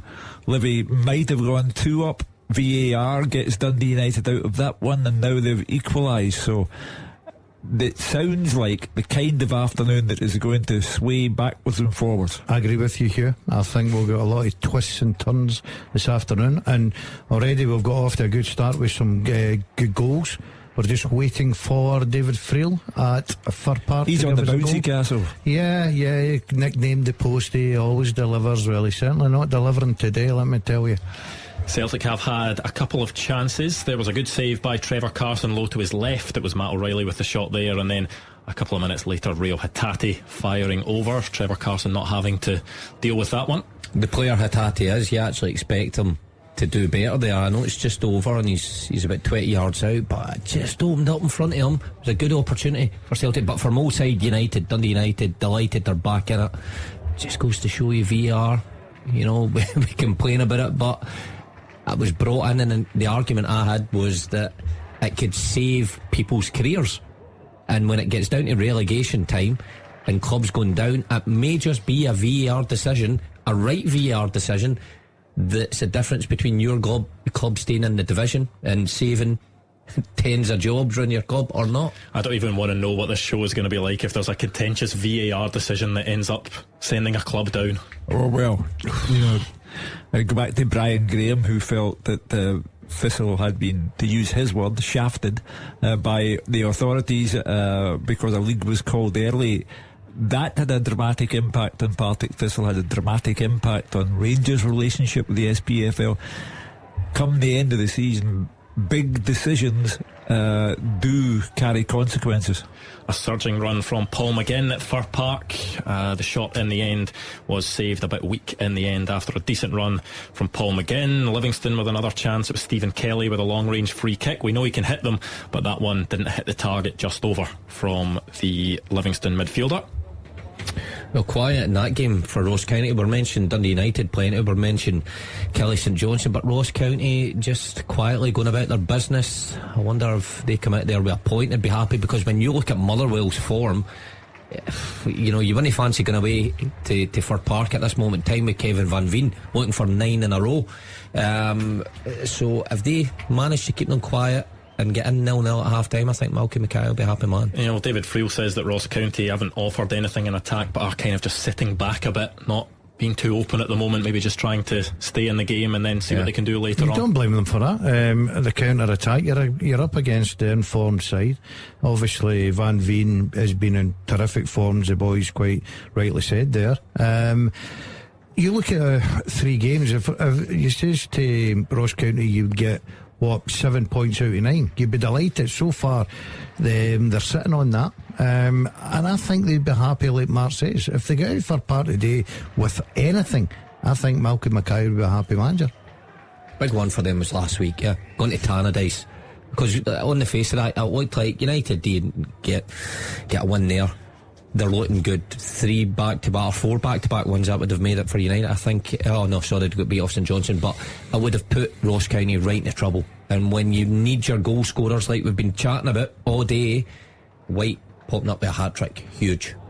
I mean, the big one at the moment is St Johnstone, currently leading away to Kilmarnock with a very good home record this season. We know they've not been very good away from home, but to go there and to currently be 1-0 up, that would be a massive result with 2 games left to play. Well, as Gordon Dale rightly said, it puts clear blue water between them and the rest of the teams down at the bottom. Kilmarnock though have that home record which accounts for 85% of their points this season, so they certainly won't be giving up on anything. But if you're Stephen Maclean, you say thank goodness for that. I'd rather be a goal up than worrying about whether we can score 2 against Kilmarnock, because they've gone a goal up. A bit of Scottish interest in the League 2 promotion playoffs down south. It was Salford against Stockport. Stevie Mallon scored in extra time but then missed a penalty in the shootout, which means that Salford have lost and Stockport progressed. Was he the only one that missed a penalty kick? I'm not 100% sure. He's not going to have a good weekend, is he, Mark? And then he has to deal with Gary Neville because he owns the club. Roy Keane's there. I've seen him. Stevie Mallon, one of those players that just goes out of your mind. He was such a good player when he was away here. in Turkey, I think he was at one point. So did he go from Hibs to Turkey? Yeah, you don't recognise him. He's come back with a frizzy haircut and big white teeth. See the state of him now. Yeah, no, but a good player. Yeah, condolences to him, because that's going to be a long old night. You're not dead, he just didn't make the playoffs. Well, he wasn't the only one who missed, so at least he might feel a wee bit better because he wasn't the only one. Can drag a few others down with him. Yeah, that is Stockport through there. There is a fine run by Stephen Kelly into the box for Livingston, but he shoots wide from the right hand side of the box as Livingston look to get back ahead after being pegged back by Dundee United. That sounds like a right good watch. You know, there's all sorts of things happening in that game. So Dave Galloway will not be touching the burger at all. He'll be concentrating fully on the pitch. The two burgers would have been well done before he come on here, let me tell you. There is no that. Wimpy, is there? Round about the No, I don't. I think you're right. MacArthur Glen shopping centre. No. Get himself in there. I was in there yesterday, actually. My grandson like was that telling place? me at Brighton you get vegan food. That's pretty common these days, isn't it? I think you get that in a lot of places. It's not just new. What about Forest Green? That's all you get, a Forest Green. Big Dunk would be. Is the owner not a big advocate of that? Forest Green? Big time. How's Dunk done since he went in there? I've not really Badly. kept up. Is he? Is that right? the weight? Can eat? He's struggling. He's losing every game, but the bright side is he's lost a bit of size round about the waist. He has been a word that begins with H and finishes with a double S. He had to do a few awkward promos when it came to his... Daz and I are just trying to work that out. Hopeless. Oh, right, okay. What were you two thinking? I've no idea. I was trying to put other words in there. Ridline, I was putting other letters Just can't in give there. these two riddles No, at all. no. Which doesn't bode well for the first half teaser. No, not going to. Have you got any in the first half I've teaser? got an absolute cracker here. Okay, give us it. It's a team game. Let me see yours.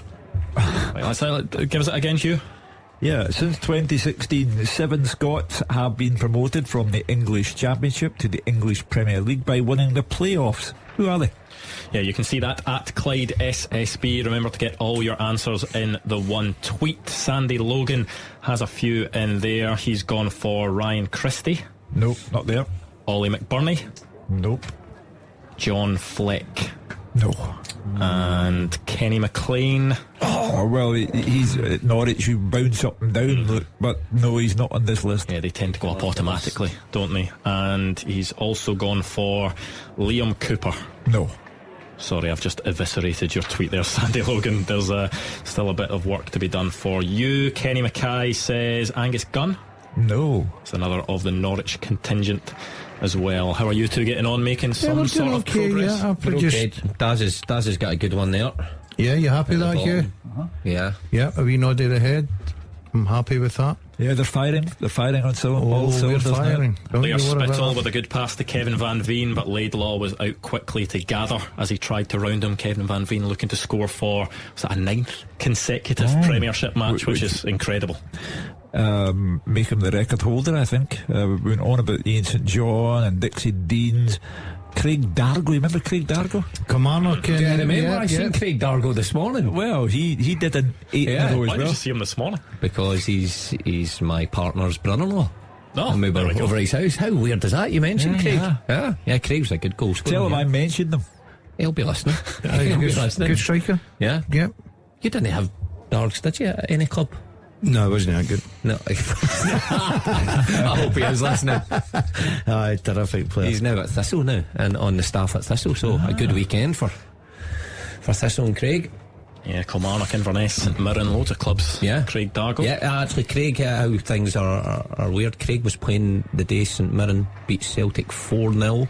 Yes. Tony Mowbray's last game, and You playing? I was guilty of probably 3 of those goals. So weird how your paths cross again. Does he ever mention it? I keep saying he downplays it. He's fairly quiet. You knew. He's a quiet boy, is he? I don't really know him that well. Why is this turned into the Craig Dargo? This is your life. He's getting on smashing now. He'll be phoning the open line at 5 o'clock. Yeah. Then he can stick the boot in. That's when he'll do it. He'll leave it for on air. Yeah. It's been pretty quiet across the grounds in the last few minutes. Celtic still 1-1 with St Mirren, 0-0 between Motherwell and Ross County. Kilmarnock 1-0 down at home to St Johnstone, and 1-1 between Livingston and Dundee United. Of course, big game tomorrow, Hibs against Rangers. There is an interesting one at 5:15 tonight as well. Hamilton against Airdrie. That will be a cracker to see who will be in the Championship and who will be in League One next season. Yeah, dreadful publicity surrounding the Hamilton Accies fans who verbally abused their manager, but they really have to get behind them. I read Colin McGowan, the chief executive at Hamilton, talking about the toxic nature of some of the supporters. Surely, to goodness, you get behind the club the manager, the players tonight when it's the Lanarkshire derby, and it could do as much for you as this one could for the Ackies. Luke Chambers off the post for Kilmarnock. David Watson couldn't turn in the rebound. The best chance for Kilmarnock so far. A good story about Luke Chambers during the week as well, that he turned down the chance to go to the under-20s World Cup with England in Argentina to stay with Kilmarnock for the last 3 games of the season and help them fight off relegation. By the way, a good player. I seen him in his debut against Dundee United at Rugby Park. He looked a good signing. But it speaks volumes. I don't think the English FA will be too happy about that. I heard that they only went out there with, is it 16 players, and 3 of those are goalkeepers, because so many of the clubs have pulled their players out. But for Kilmarnock and Luke Chambers, it makes sense. It's for the players down south who are getting no game time, and clubs have pulled them out needlessly. But well done to him. Where are they going, did you say? Argentina, yeah. Who needs Buenos Aires when you can have Barassi? I lost a great trip to Monte Carlo. I told that story. We're off with that. Oh, was that to Scotland youth side? Scotland under 18. Have you not heard this, Andrew? By the way, I was a very important player. That was the time I made my sort of it wasn't my debut, obviously. I played against St Mirren at Love Street, old Love Street. Fraser will remember that. And I was sitting there with my Scotland suit on, going to the airport, flying out, private jet, waiting to have me to go to Monte Carlo. Greggy pulls me in. So this is true. He tells a story every 2 weeks. No. And is it different every 2 weeks as well? But my best one is, I was in the first team against St Mirren. The following week I was on the bench. The following week I was in the squad, didn't make it. The following week I was in the reserves, and the following week I was sub with the reserves within this, and I still had my Monte Carlo suit on. You didn't go to subs with the reserves, did you? I went for first team and worked all my way down. And I'll tell you what, it was absolute. That's a record. Van Veen and all that can forget about. We thought Morelos' attitude was bad sitting on the bench. Imagine Hugh, this guy. Do you know? I was sitting on the bench. I think we were playing. I think we were playing Hibs or something. I was sitting on my bench going. 4 weeks ago, I was getting told I couldn't go to Monte Carlo because I was such an important part of that squad. Now I can't get a game with the reserves. Shows the standard of you. But you made Decline sound very humorous there. I was brilliant here. I was good. It gave me a couple of days just to reflect. A couple of weekends, nice and easy. Yeah.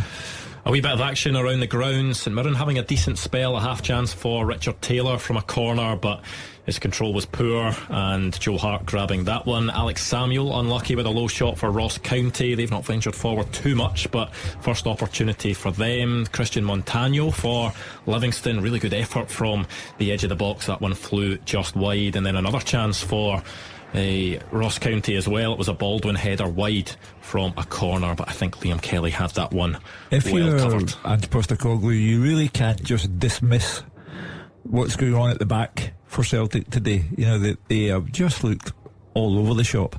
They are back in the game. They've equalised, and they have peppered the St Mirren goal with all manner of shots, but at the back they're not doing terribly well. Does it possibly highlight how key Cameron Carter-Vickers is and how much Celtic miss him when he's not in the team? Well, he's the one, because I've no doubt Alistair Johnson, the contribution he's made, he's been outstanding, but Carter-Vickers is the one at the glue that holds them all together. I think if Alistair Johnson's in that side today and it's a Watt at centre half, you're still seeing some of the problems. I think Carter-Vickers just brings a calmness to the full thing at the back. So it serves up as a reminder to Ange Postecoglou that although his squad's strong, and we got some calls on it last week saying that Celtic squad weren't as strong as some thought, don't quite believe that, but in that position I think you said, Daz, that you wouldn't be surprised if he adds another centre half in this summer.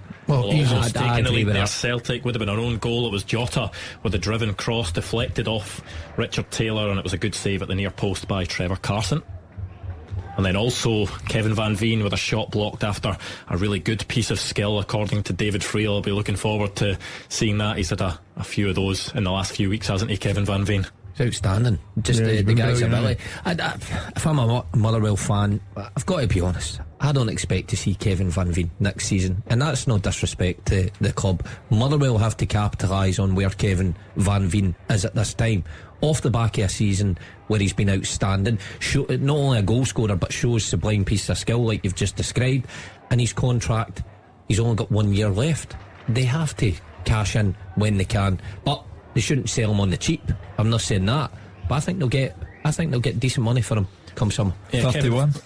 Kevin Van Veen, he's been very open about his future. He said that if Motherwell get an offer that's very good for them financially, that he thinks they should take it, but also says that if he is a Motherwell player next season, then he's more than happy because he loves the club. Where do you see his future? I don't think Van Veen, as much as I love him as a player, will have a season like he's having this year.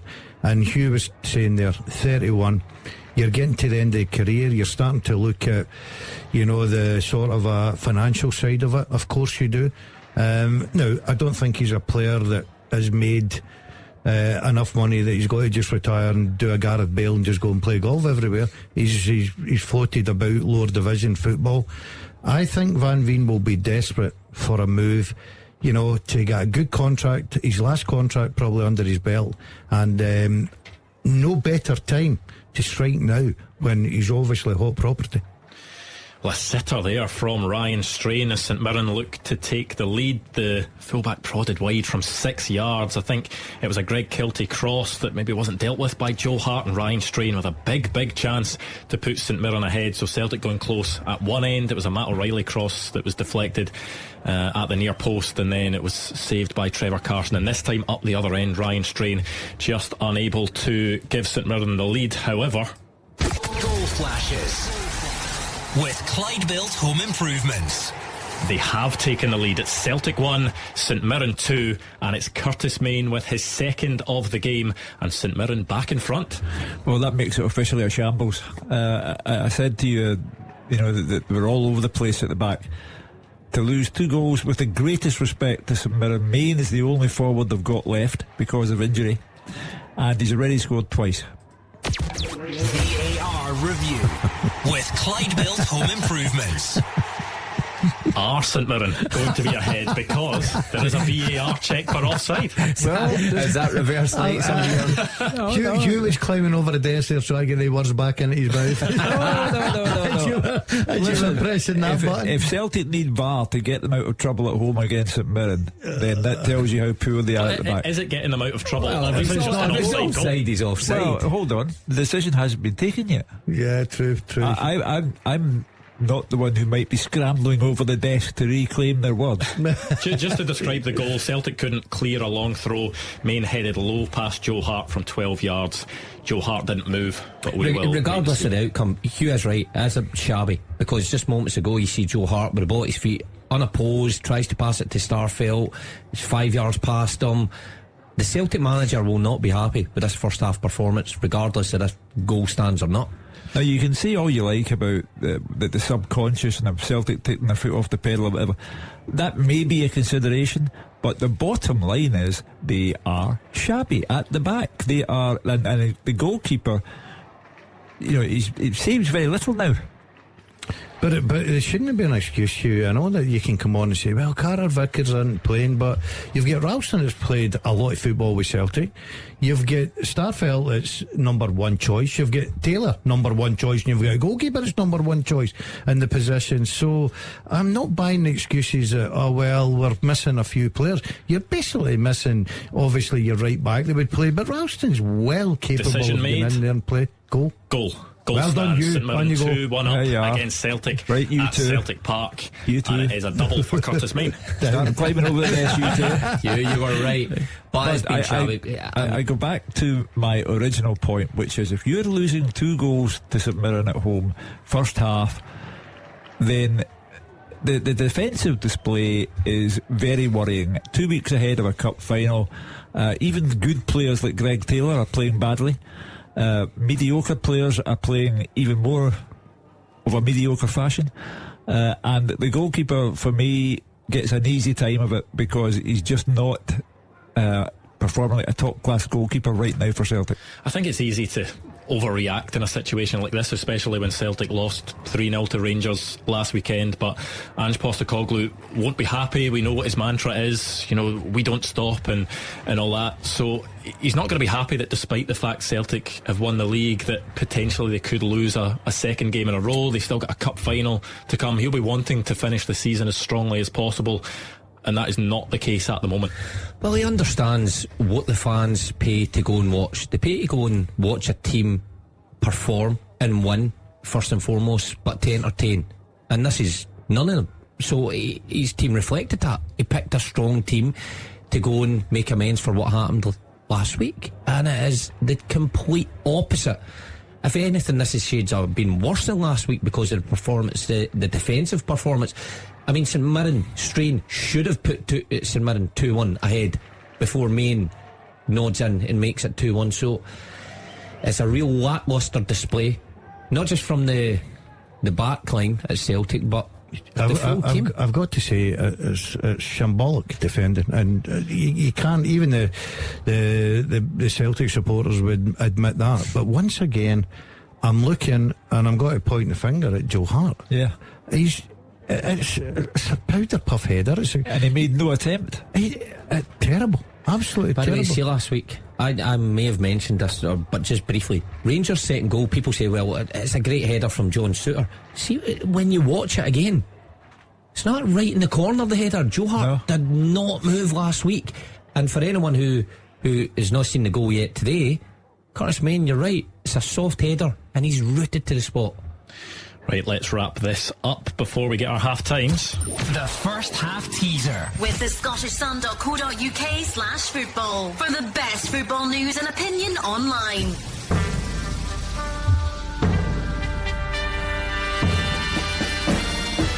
Since 2016, 7 Scots have been promoted from the English Championship to the English Premier League by winning the playoffs. They are Scott McKenna, who did it with Nottingham Forest in 2022, Tom Kearney, who's done it twice with Fulham in 2017 and 2021, Kevin McDonald, also at Fulham, same 2 years, John McGinn, Aston Villa 2019, Andy Robertson at Hull in 2016, and in that same season, Robert Snodgrass and Sean Maloney at Hull as well. And we have a full podium as well. In third place is BKRFC 1972. In second place, Kieran Polland. And in first place, taking the bragging rights, is Joe McCormack. How did you two get on? Yeah, very well. We got 3. So not that well. Yeah, long way off. 50%. I can't believe I didn't get Maloney when we went Robertson and Snodgrass. Well, how about this? There is a red card for Kilmarnock. David Watson, the youngster, with a straight red card. It was a foul on Ballantyne. John Beaton was well placed. He took his time before pulling the card out. There was the usual VAR check, of course, because it was a red card, but didn't look great from the youngster David Watson. And Kilmarnock 1-0 down, and now down to 10 men as well. And he's a very good player too, Watson. So twists and turns again. A goal down and now a man down. Everything that Stephen Maclean visualised and manifesting is coming true. Yeah, the VAR check is now complete, so David Watson is off. He's had a very good season, David Watson, since he's been put into the first team. I think he's just 18 years old. He's won the club's Young Player of the Year award, but that's a moment he'll want to forget quickly. Yeah, especially when the game's so important. You've probably walking out there thinking, I've let my teammates down, I've let everybody round about me down, but there's still a bit of football to be played in that, and they need to show a bit of character now. But St Johnstone firm favourites that could be a big day for them. 3 points. 2 minutes added at Fir Park, 2 minutes added at the Tony Macaroni Arena, and the same minimum 2 minutes added at Celtic Park as well. So not far away from those half-time scores. St Mirren with a lead at Celtic Park, still 0-0 between Motherwell and Ross County. St Johnstone have 11 men against Kilmarnock's 10 and a goal up as well. Livingston 1, Dundee United 1. We do have our first half-time. Let's go to Fir Park with David Friel. Yeah, half time, Andrew. Motherwell 0, Ross County 0. As I said earlier on, there's bouncy castles outside for the Motherwell family fun day, but unfortunately not too much entertainment inside the stadium. Motherwell have dominated possession, have had most of the pressure, but have been frustrated by a very good county team so far, very well organised. As the guys were saying, a point probably wouldn't be the worst result for Malcolm Mackay's side, and they haven't been too adventurous, so they did come into the game towards half time.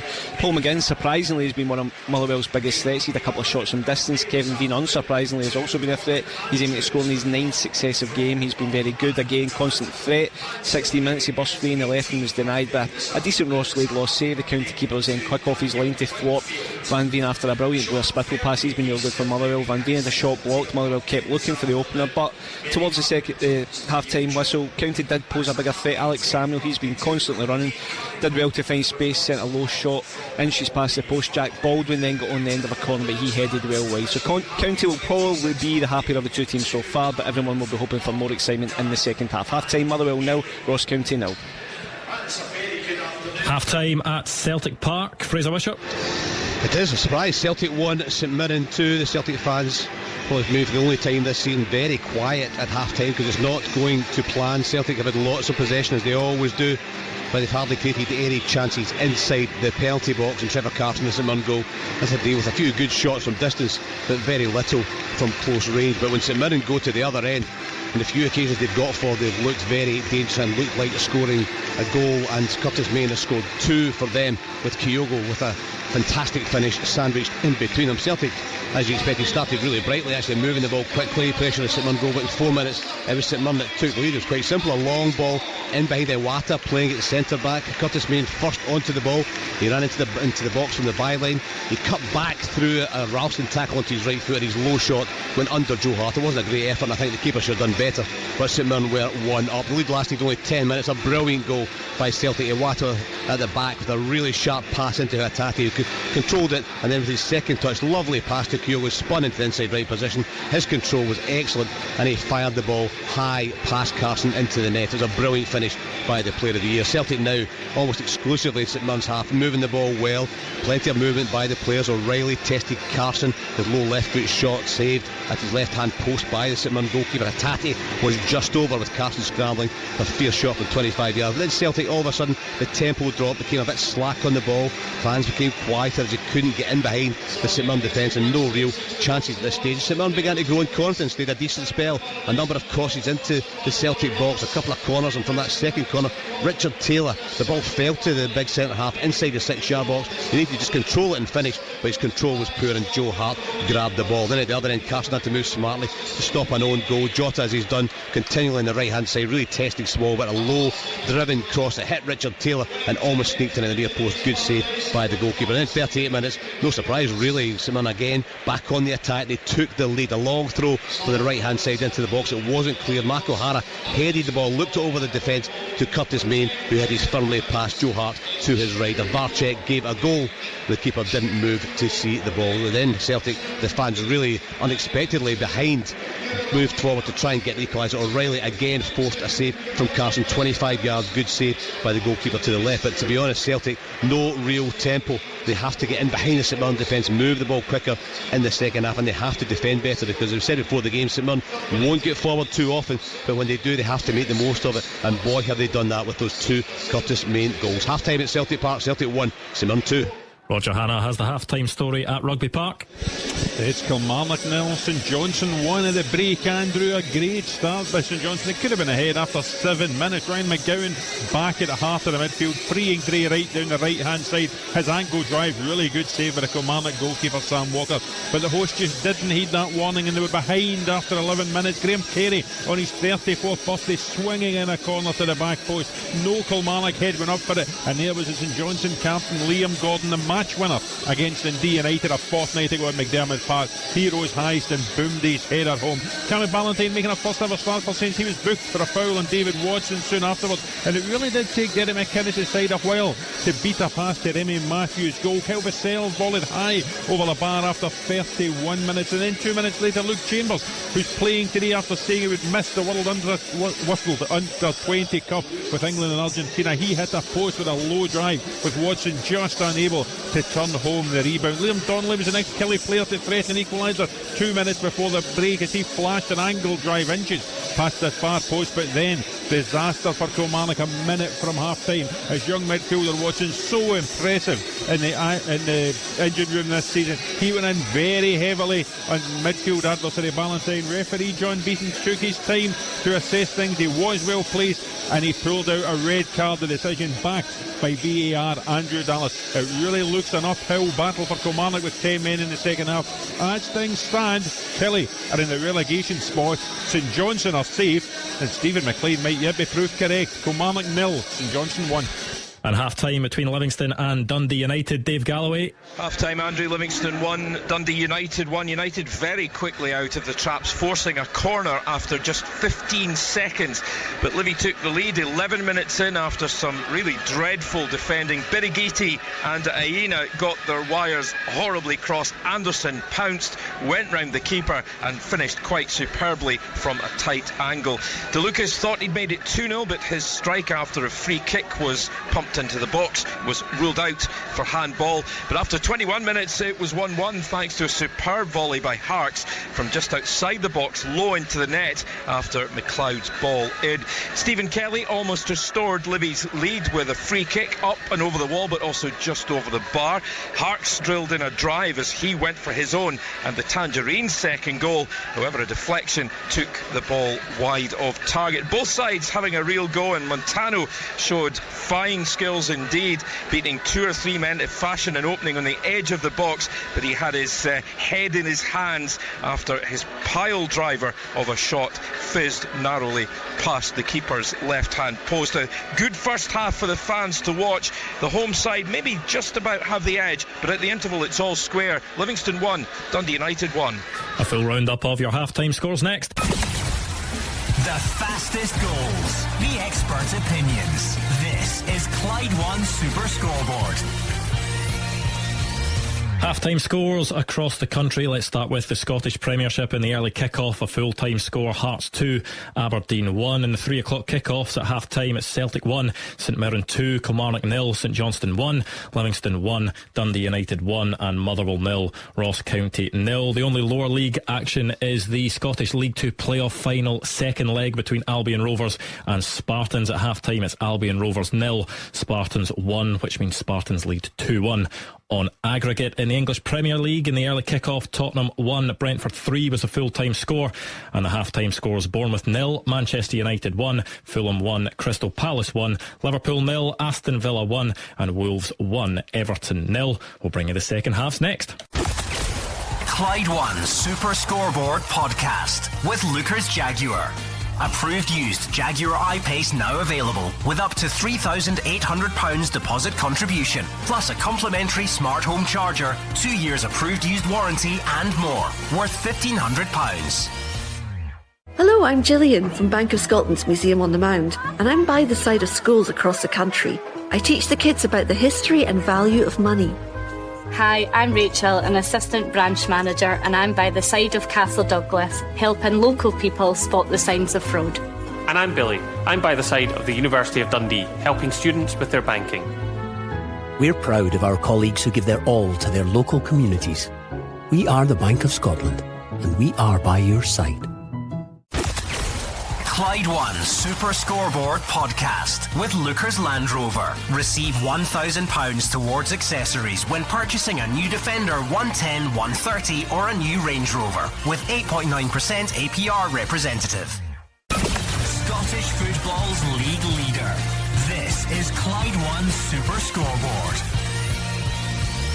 Yeah, an action-packed first half of action in the Scottish Premiership. Of course, there was that early kick-off between Hearts and Aberdeen, but Celtic trailing St Mirren at home. Motherwell goalless with Ross County. St Johnstone 1-0 up away to Kilmarnock, and Livingston are drawing 1-1 with Dundee United. We'll go back to Celtic Park. Fraser Wishart watching on there. What has the reaction been from the home crowd to the game so far, Fraser?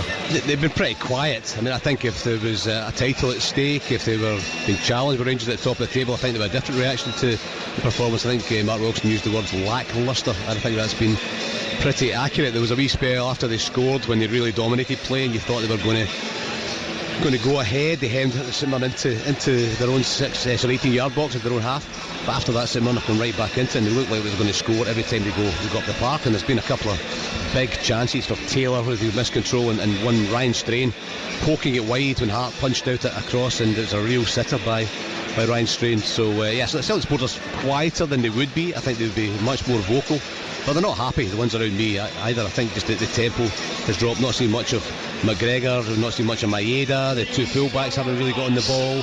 Kyogo's been pretty honest, brilliant goal, but he's just not been fed the chances at all. So Celtic need to up the tempo. I thought they might have made one or two changes at half time, but I don't think so. The subs all seem to be out, so clearly a bit of a rocket from Ange for the second half. He'll be telling his players, listen, there's 60,000 people here who expect you to play it far, far better. And I think if they up the tempo, then of course they've got a chance. But St Mirren have been very composed on the ball. They've knocked it around really well. Gogic is playing just in the right of the centre three with Bacchus in the middle. They've changed that and it's worked really well. Strange got forward as well. And Curtis Main, only senior striker, what a season he's had. Two really good finishes from this point of view, but from Celtic's point of view, poor goals. So I think it's all to play for in the second half. And if Celtic don't start the second half really well, I think you might just hear from the supporters after that. Clyde One Super Scoreboard Goal Flashes with Clyde Build Windows and Doors. Buy now, pay nothing till 2024. Back underway for the second halves around Scotland, and Fraser Wishart, they are saying no changes for Celtic in that second half. Is that a surprise to you, Hugh? No, because the players on the bench, some of them were tried last week against Rangers and found wanting, so that's why they're not playing today. I would put it to you like this: when Celtic went to Ibrox last Saturday, they had lost 25 goals all season long. They've now lost 5 goals in the last game and a half. 20% of the number of goals they'd lost all season long in the league, they've lost in the last game and a half. That's how shabby they are at the back. What will the message have been, do you think, from Ange Postecoglou?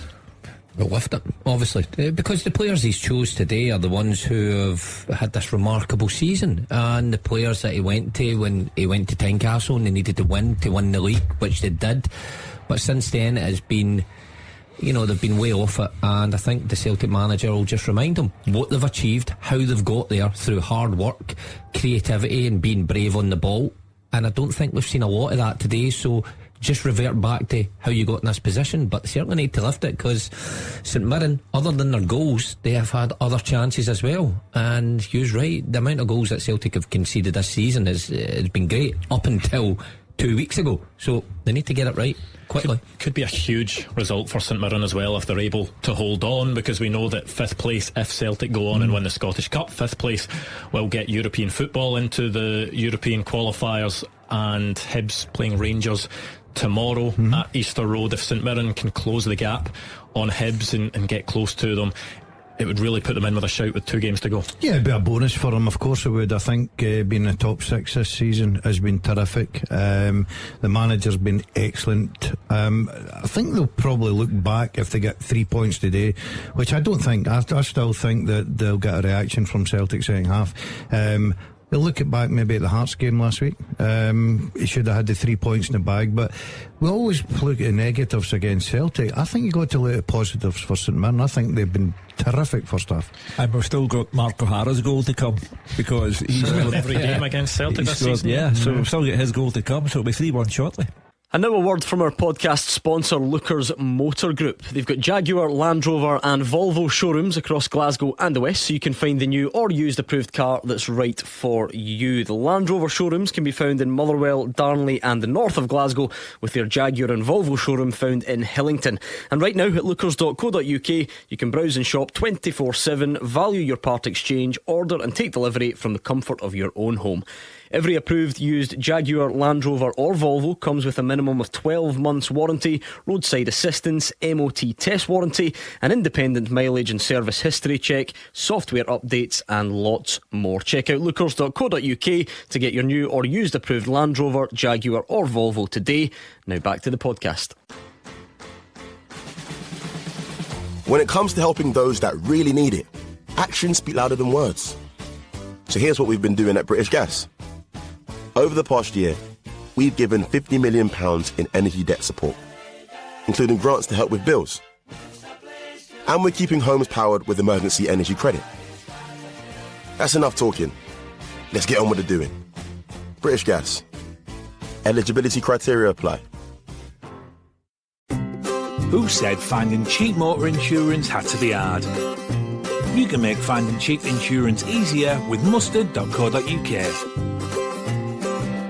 Compare your car, van or bike insurance quickly and easily online by the team dedicated to helping you find the right policy.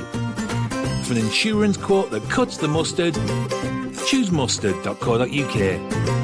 Details online, authorised and regulated by the Financial Conduct Authority. The second half teaser. With the scottishsun.co.uk/football for the best football news and opinion online.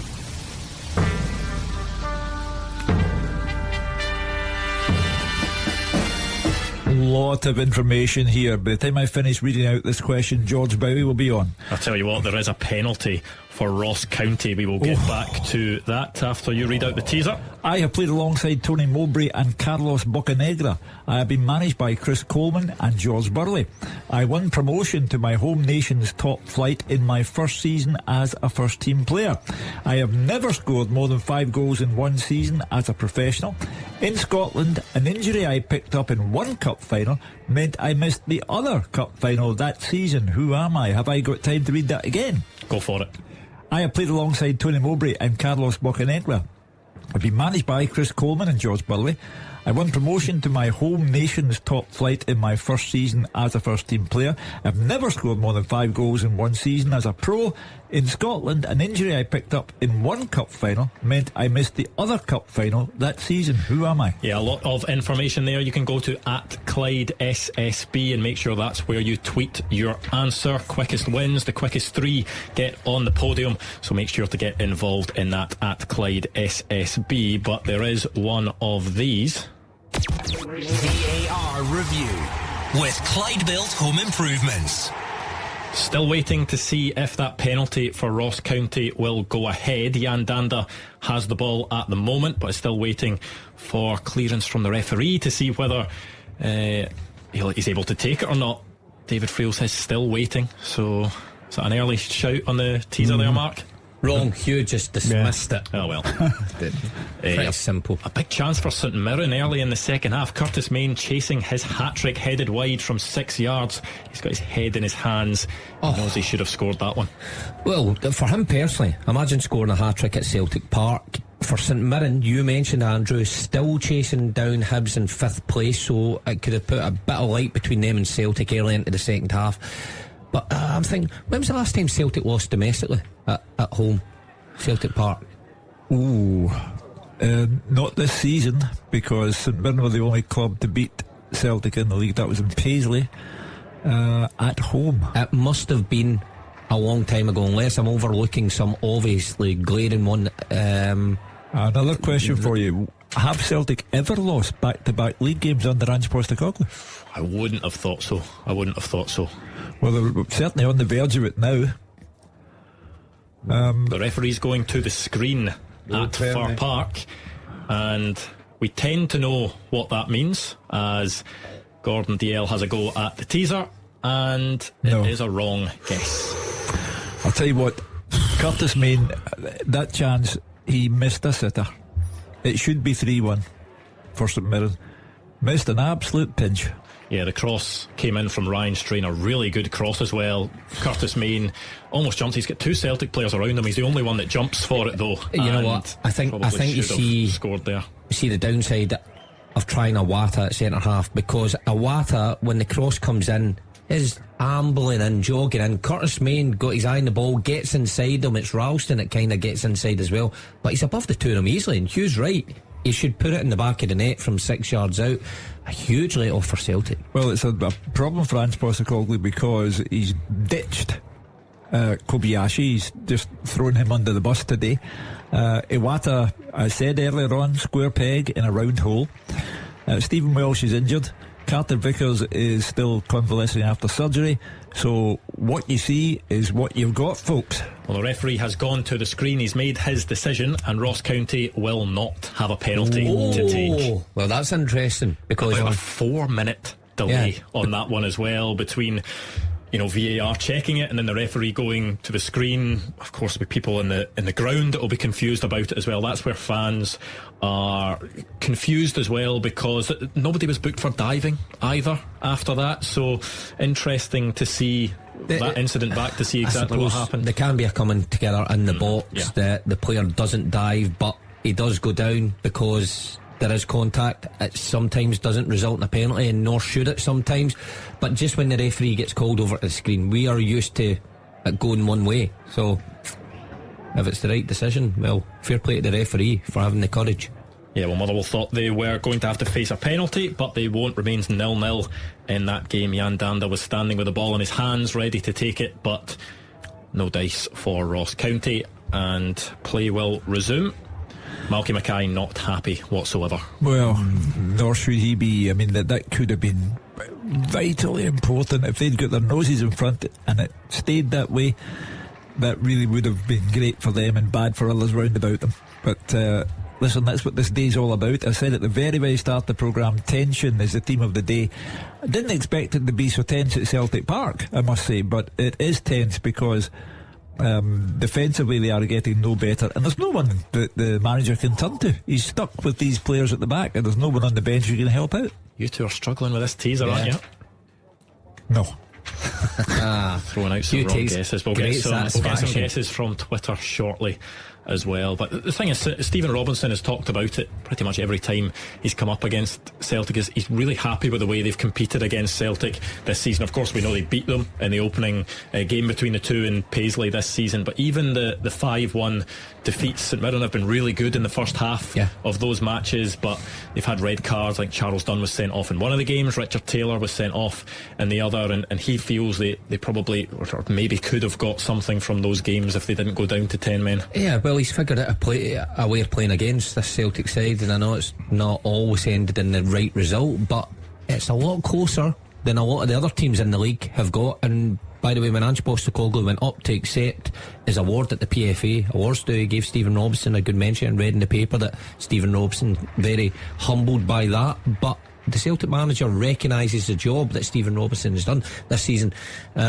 He's done a terrific job. You think of the financial constraints he's been under this season and having to juggle things behind the scenes while getting performances on the pitch. Incredible. Top 6 finish. Could be even better if they win this afternoon. They're really good at making use of the ball, despite the fact that they don't have much of it a lot of the time. St Mirren, they've got players that can break forward quickly. They've got the physical presence of Curtis Main up top. I saw earlier on that they had about 17% possession at that point. May well have changed, but it won't have changed too much at this point. Celtic have had a lot of the ball, but St Mirren are really good at being effective when they've got it, even for small periods of time. When you go to Celtic Park, you've got to be organised, and St Mirren have certainly been organised this afternoon. And what you've got to do is carry a threat. They've certainly carried a threat with Curtis Main. At times they go direct because of the situation with Celtic's two centre backs have not played together. And why not? You know, I mean, you could go and play 10-15 passes in Midley Park, get nowhere. He's went route one. It's caused problems with the Celtic defence, and so far 2-1, they've been absolutely excellent. This reminds me of the days when Lyndon Dykes was at Livingston and Christopher Julian was at Celtic, and Lyndon Dykes terrorised them every time they played, and this reminds me of that kind of time. Celtic just have no idea what to do. Starfelt all over the place. Iwata, well, he's not a centre back. Chance for Celtic there. Dyson Maida volleyed over from 8 yards. Probably should have scored at the back post as Gordon DL celebrates over in the corner there. He's because you've got the full-time teaser. I think so. He's got it. That's my third guess. The bottom one. Yes. You can't keep this lad down for that was good. Too long. I think it was more than good. At least you're looking a bit happier now, despite the fact you're still sat down in the corner there heading it. We never got to the bottom of that, did we, at the first half? I don't know if you want to get to the bottom of it. That's a good point, actually. He said a tiring weekend. I've got a bit of injuries just now. What have you been up to this weekend? Bit of golfing. It's been golfing. He's been playing a lot of golf, and that's it. Has the private eye been round again? No, the days are gone here.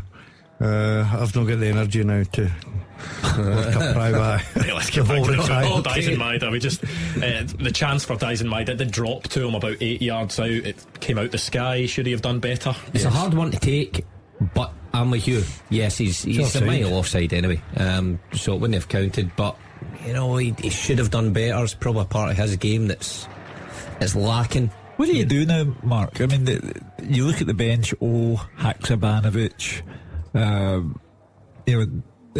Turnbull. They all come on at Ibrox last week. All looked well off. But to be honest, Hugh, we've lauded Ange Postecoglou's side all season for the substitutions and the strength and numbers he's got and the quality, and they've shown it all season.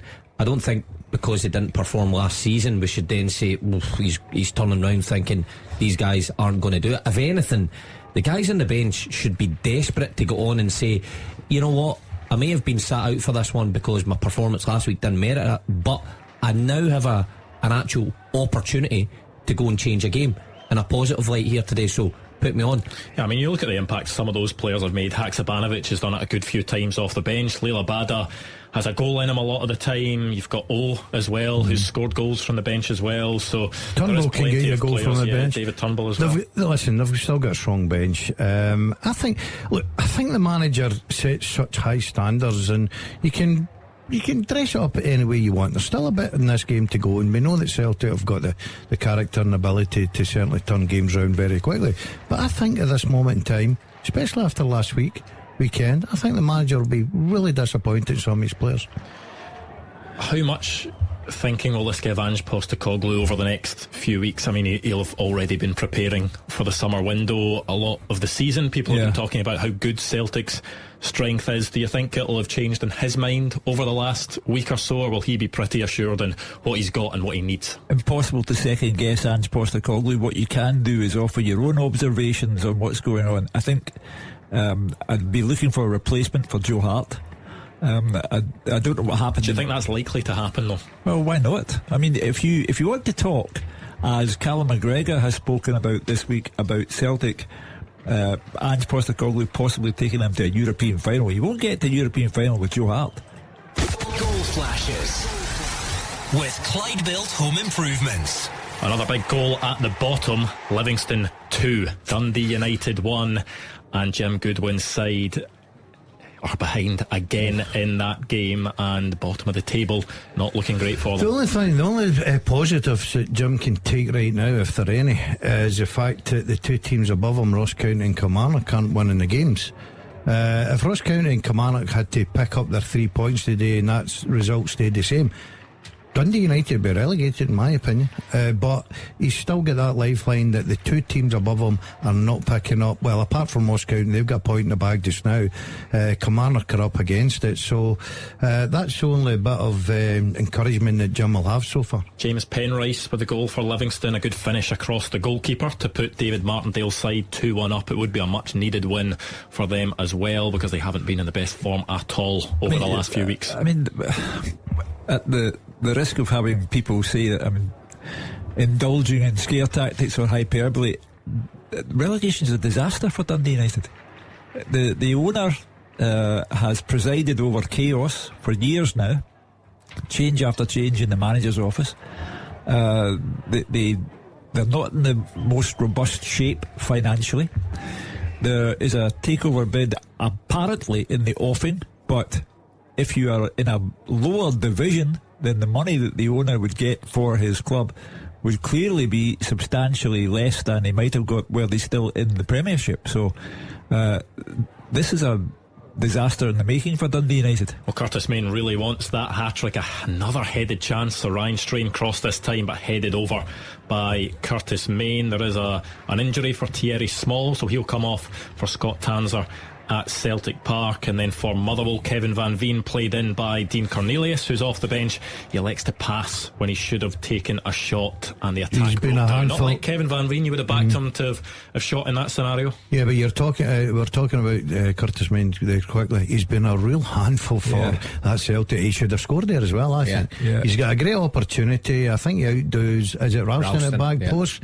Great chance for him. He's been a real thorn in the Celtics' sides today. Sometimes defensively for Ralston, there have been that position loads of times where you've just got a bigger, stronger guy at the back post with a bit of a run. It's hard to defend, so I wouldn't point the finger at Ralston there. But what St Mirren have done well this afternoon, you're talking about using possession, is when they get into wide areas, no other thoughts in their mind but to get it into the box, because they know their strengths.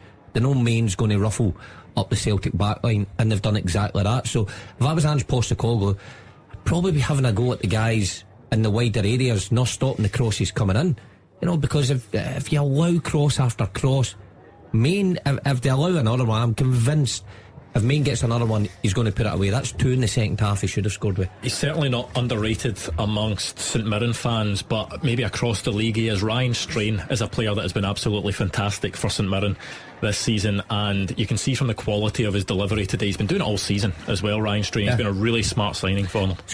He scored a free kick last week as well, but his best moment of the season without doubt was when O'Hara scored his goal at Ibrox and he went and stood in the advertising boards like Strain had scored. So it was Mark O'Hara was in here, said he's quite a character off the pitch as well, but very good footballer on it. He's had a good season, I agree with you. Look, I don't see him week in, week out, but what I've seen of him so far, he's been a main player for St Mirren, and he's had a very good season. So is Curtis Main, I've got to say. I like the look of St Mirren.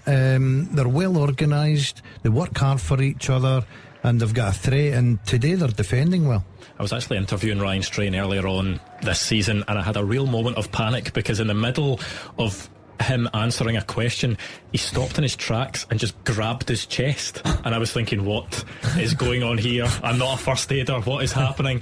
It turns out he just had heartburn because he downed a coffee, but just stopped in the middle of the interview and grabbed his chest, and I had a real moment of panic because I was like, what is going to happen mouth, here? Andrew. But he was like, I've just got a bit. Have you not done your first aid course, Andrew? No. What happens if one of us get down here? I'm a first aider, don't worry. And let me tell you something, there's a great opportunity. Have a look at the age group that's going about this days. You know, I'm looking over my right hand side there. I think Wilson doesn't look too good. I'll be on hand to sort these all out. Yeah. Recovery position. Is that all you do? Oh, I've got my first aid. Oh, there we go. At least there's one of us. But what happens if Vegas doing? We can't ask him how. 3 years standing over me, looking at me. What do we do? I'm just drafting a new pundit. We'll be fine. Oh, thank you very much, Andrea. We'll bring in Simon Donnelly. It's all right. No friends in this game. Exactly, Hugh. You find a lot about yourself when you pretend your own death. Just talking about Curtis Main there as well. I mean, Stephen Robinson has confirmed he won't be a St Mirren player again next season. They put an offer on the table for him. He's decided to go elsewhere. You just wonder whether he's maybe already got something tied up, or whether this is the type of performance that he'll be hoping can draw in a good offer for the team next season. It looks great on the old showreel.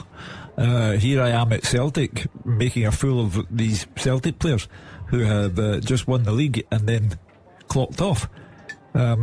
So he ought to have 4 goals this afternoon. Ridiculous as it sounds, playing at Celtic Park for St Mirren, he has 2 and missed another 2 pinches. He should have 4 goals. I think what's the most disappointing thing for Celtic in this second half is it's not as if they're really battering down the St Mirren goal, is it? And creating chance after chance, and we're standing here going, the goal's coming. You know, it's just a matter of time.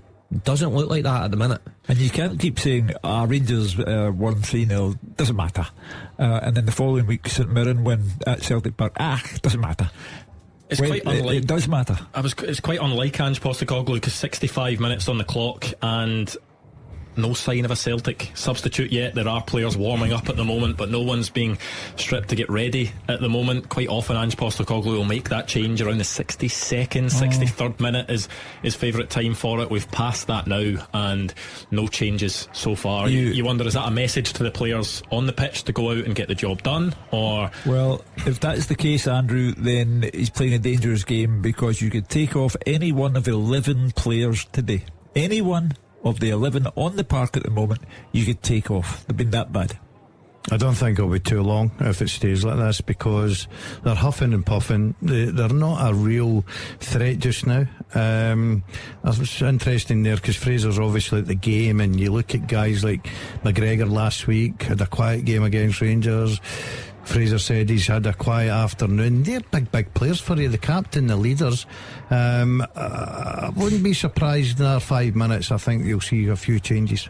Right, let's have a look at some of the answers coming in for this second half teaser. Do you want to give us it again, Hugh? I have played alongside Tony Mowbray and Carlos Bocanegra. I have been managed by Chris Coleman and Jos Burley. I won promotion to my home nation's top flight in my first season as a player. I have never scored more than 5 goals in one season as a pro. In Scotland, an injury I picked up in one cup final meant I missed the other cup final that season. Who am I? DJ Fine says Stephen Presley. No, I think we had to go that. that. We had to go that before we eventually got there. You don't know DJ Fine from the circuit? No, Gordon? No, I've never come across DJ Fine. Are you still doing a bit of... I'm getting a lot of offers for the summer break. For the festivals? Yeah, so I'm a little bit like Curtis May, and I'm just seeing what's in offer. Jahanski says Lee Wallace. Nope. Lipsy Corner says Zoltan Gira. No. A clue would be that they're probably going to have a Scottish link. That is out the blue, but it is not Zoltan Gira. And Franny McGee says Stan Petrov. No. One more as well. Craig Meikle says, is it Kevin McDonald? No, sir. Right. At Clyde SSB. I can see a few correct answers in there, but if you want to get involved, at Clyde SSB, you can see the full question there as well. And of course, we will read out the leaderboard just before the full time whistles start to go around the grounds. Got to say, Andrew, Curtis Main today, it's like when you see a bigger kid in the playground just bullying all the smaller kids off the ball. He is throwing the Celtic backline about non-stop. They cannot get a hold of him, and even the midfielders are coming to try and get a bite of him when he's on the ball, and he's just shrugging them off. He's been absolutely incredible today. As much as the Celtic backline have been bad, he's been great. Once again, it's easy to overreact, but is centre back, is that a position that Ange Postecoglou is going to look at this summer, Gordon? Because Cameron Carter-Vickers is missing today. Celtic do look disjointed at the back. Carl Starfelt has had some very good performances this season, but Tomoki Iwata's in there today. Yuki Kobayashi has been unconvincing in his last two performances. Stephen Welsh is kind of out the picture at the moment. Yeah, when you reflect on today and what he's had to put out in the fact of the centre half pairing, then I'm sure he'll be alarmed with what he's been seeing. Kobayashi, who is a natural centre back, has been left out. Iwata's come in there. I know that people say he's played there. He's 5'8". Mark's right. Curtis Main has looked at this situation and thought, yeah, I'm going to enjoy my afternoon. If you put quality balls in there, I'm going to give you a hard time. And that's happened. There's no doubt in my mind that Postecoglou will look. Carter-Vickers and Starfelt are a terrific partnership when they're together. But you're going to play a lot of games. You're going to have injuries, going to have suspensions. I think you need better quality in there as backup. I think that's the weakest point with Celtic. That's why I was surprised. See, when Jens went, I thought Jens, there was a lot to like about him. I thought he was worth keeping about. He was worth challenging the two that were there. Now, the two that are there, Starfelt and Carter-Vickers, no doubt they've made a good partnership, but I still thought there was an option. Do you think Ange Postecoglou is maybe expecting Kobayashi to have a bigger impact and maybe play as many games as Jens did, or to the same level as Moritz Jens did? He must have done. For the Celtic manager, he obviously brought him to the club, Kobayashi, because he thought he could affect the squad in a positive way, but he hasn't. But he already had a player in that position who was affecting the club in a positive way. So I'm surprised at that, but that is entirely right. They need someone else in there that can create competition. Before we get to next season and who he needs, he's got a cup final and he's got a defence now.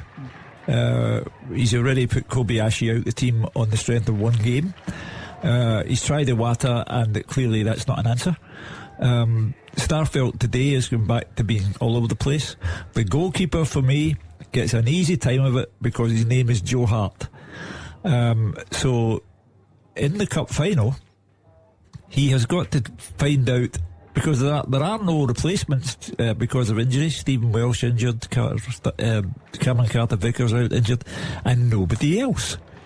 Well, there was an early game, Hearts beating Aberdeen 2-1 in that race for third place. Let's hear a bit from the managers, as there's not been any goals in a while in the 3 o'clock kickoff, starting with Stephen Naismith. Pulled through in one respect that we came to a goal down, but I think we played a really good game of football for 70 minutes. Again, there's progression from what I want to do, the way I want to play, and how we try to control games. And I said from day one, I want to have an attacking team who create more problems to the other team than we did. And I think today, all over the pitch, you'll see that we did that with the stats, how many shots we have in goal, how many really good chances we had, and then you've obviously got the pleasing aspect of it that you come from behind. That's now the last 2 games we've been in compromising situations, and to continuously go last week with a red card and get a draw, and then today come back with the goal down and keep playing the way we want to play is very, very pleasing for me.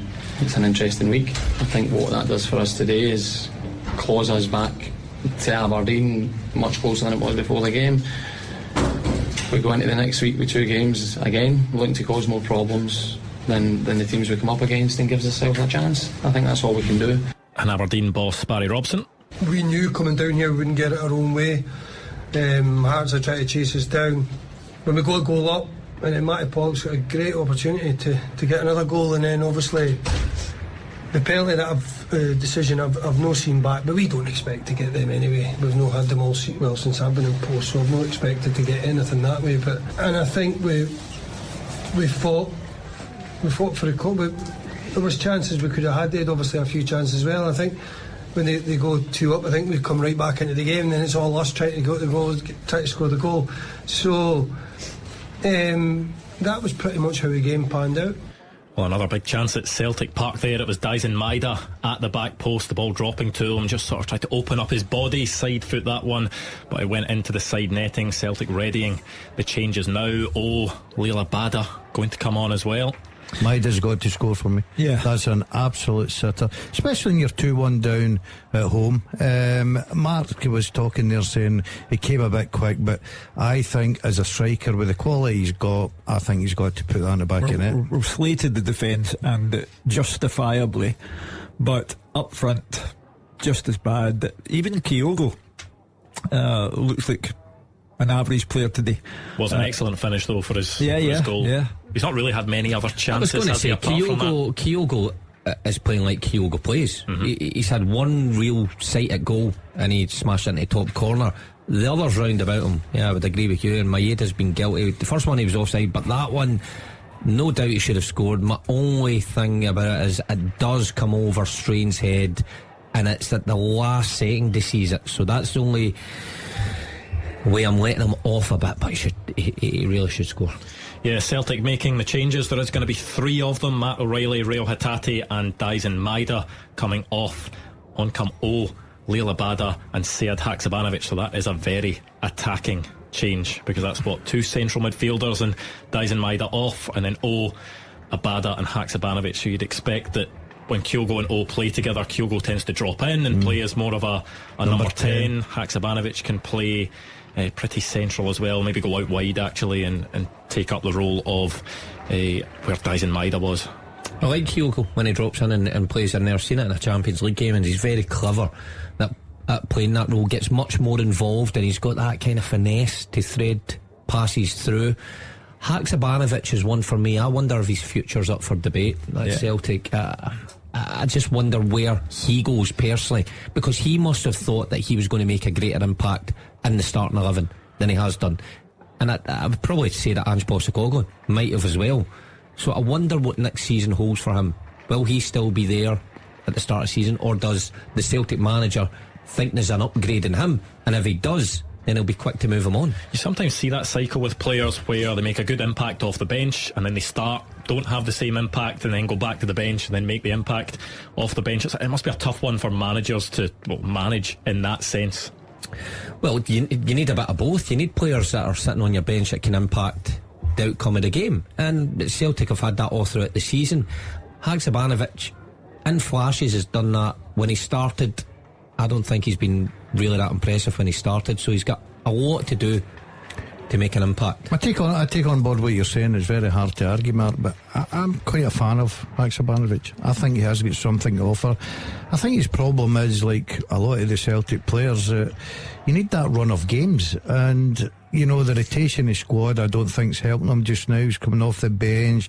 I know he had a start at Tynecastle, didn't play particularly well there, but I just think he's got a lot of ability in his locker. I really do. Sam Walker really keeping Kilmarnock in this game at the moment, making a good few saves. The latest from Dre Wright. Of course, Kilmarnock down to 10 men, a goal down to St Johnstone. It would be a huge victory for St Johnstone as they look to pull away at the bottom, as well as a red card for Albion Rovers in that playoff game between Albion Rovers and Spartans. Blair Malcolm has been sent off for Albion Rovers, and they are still trailing 2-1 on aggregate, 1-0 down on the day, and it's going to be a tough long road back for Albion Rovers if they want to get back into this tie.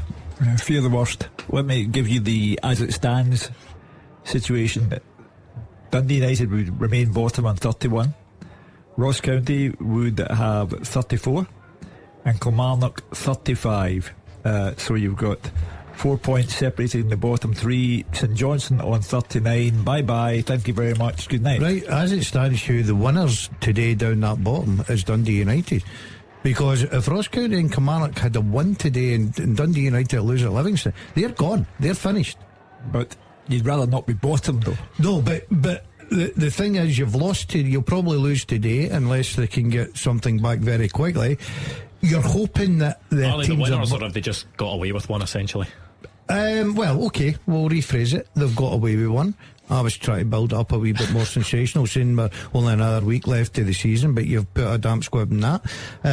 I just think that Dundee United are treading on water just now. I agree with you, there's obviously things going on behind the scenes. If there's got to be a takeover, you're better getting taken over when you're in a Premier League club rather than a Championship club. Final throw of the dice for Kilmarnock. Kenneth Cameron and Jordan Jones coming on for them as they look to get back into the game.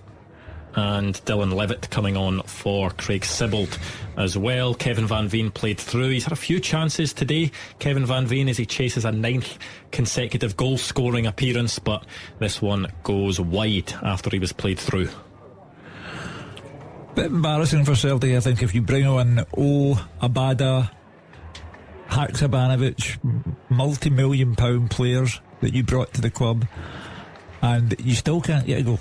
An equaliser at home to St Mirren. St Mirren are there to St Mirren are there to stop them. You've got to give credit. I think St Mirren have been excellent. They've been brilliant this afternoon. How many misses have Celtic had? Plenty. In front of goal. Yeah, plenty. Yeah, plenty. But listen, I think we're doing St Mirren a disservice by saying, it's embarrassing if you bring these three guys on and they can't score. I'll provide them with the ultimate compliment. There's more chance of St Mirren getting a third goal than there is of Celtic getting an equaliser. We've heard Hugh make these types of predictions. No, somebody's going to shut that up. The Celtic fans are celebrating as we speak. Yeah, a big roar around Celtic Park. He said it. There's more chance of St Mirren getting a third goal than there is of an equaliser. Right, that couldn't have came true that often this season, Hugh. It's not. This has got to be. What do you mean often? It's never came true. I live my life one game at a time. I don't look back. I mean, Celtic have had a few of these performances at home this season where it hasn't looked too good for them, and then they've ended up getting the goods towards the end and getting the result, grinding it out in the end. Can you see that happening in this game, Mark? Not at the minute. I've got to be honest, not at the minute. But you just rightly said, there's been games this season that we stood here at this time and went, Celtic look a bit off it. We're not talking about games up to now. We're talking about today. Will they score? Fence sitter. Yes. No, there we go. I've come off the fence. Took him longer than a VAR check to get an answer out of him. I mean, Celtic will score. There you go. Curtis Main has now hit the post at Celtic Park. Maybe not before St Mirren scored a third goal, but they will score. He's hit the post. Hit the post, yeah. He was through. He was clear. I mean, Celtic are, they're very open now in the way that they're playing. They're essentially playing with Carl Starfelt and Tomoki Iwata as a back two, and everyone else is ahead of them, is attacking. They're all rotating as well, so it will potentially leave opportunities for St Mirren to get forward, but Curtis Main hitting the post on this occasion. Well, it's not an excuse, because St Mirren will be playing with one up front, Curtis Main, so you've still got a 2v1 and you're playing with Celtic at home. You still should be able to defend, no problem at all. I think that we get carried away sometimes with the performance, maybe Celtic, because of the standards that they set. I think sometimes you just got to look at St Mirren and go, do you know what?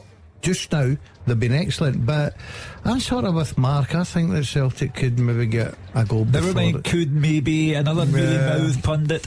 Give us a yes or a no. Oh, Keevins slams the L. Mealy mouth pundit. I called you mealy mouth first. Now I've got mealy mouth too. Okay, I'm going to say that Celtic will get an equaliser. Right, the two of you are now in the dock. Right, let's see. Right, we are entering the final 10 minutes or so in the games today. A huge game, or a huge day, I should say, at the bottom.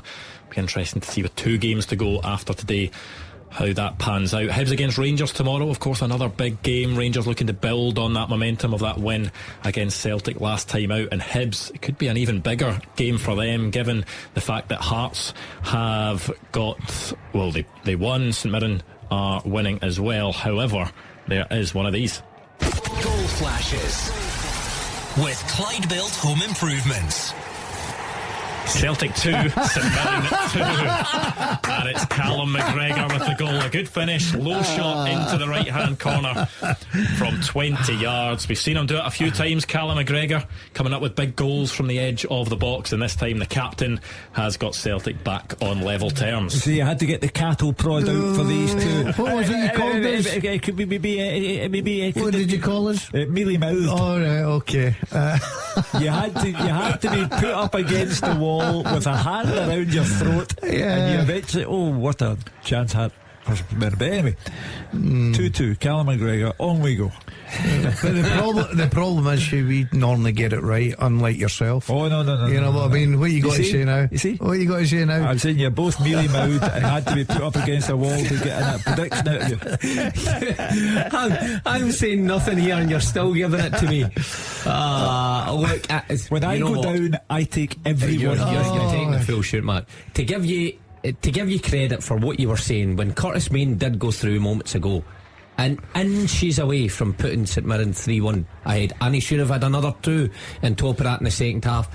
It has been shabby and way off it from Celtic, but you cannot take away from this Celtic side the resilience when they're not playing well and they don't look like scoring, that someone just takes a game with a scruff of the neck and drags them through, and it's McGregor. He's saying all that now, it's 2-2. Hold on, you asked me, will Celtic score? And I said yes. After a VAR check? I said yes. So I didn't say yes after McGregor scored. I said yes before he scored. I've got to say, on today's evidence, Iwata at centre half does not fill me with confidence. I wonder what the Celtic fans are thinking of that, especially for a cup final. Okay, you could probably say that Celtic against Inverness will probably have more of the ball, but it's still be a worry for me. I met Big Paul Elliott at the PFA do last Sunday. They could lovely big chap. Was that in between Fraser's speech or after it? No, during. How the teas were still awake after that one. It's dreadful.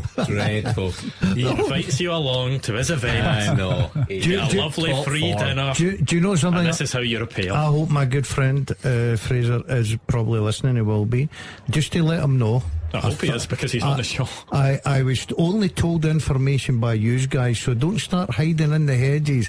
When I come in, you first thing was, you want a hair wisher speech. Well, we're all falling asleep. No friends in this game.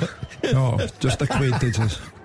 Free kick for Motherwell, 25 yards out. Few options. Could it be Kevin Van Veen, maybe Sean Goss, Shane Blaney as well, who of course scored a fantastic free kick against Motherwell earlier on this season. I think scored a really good one for their reserve side a few weeks ago. I remember seeing that on Twitter.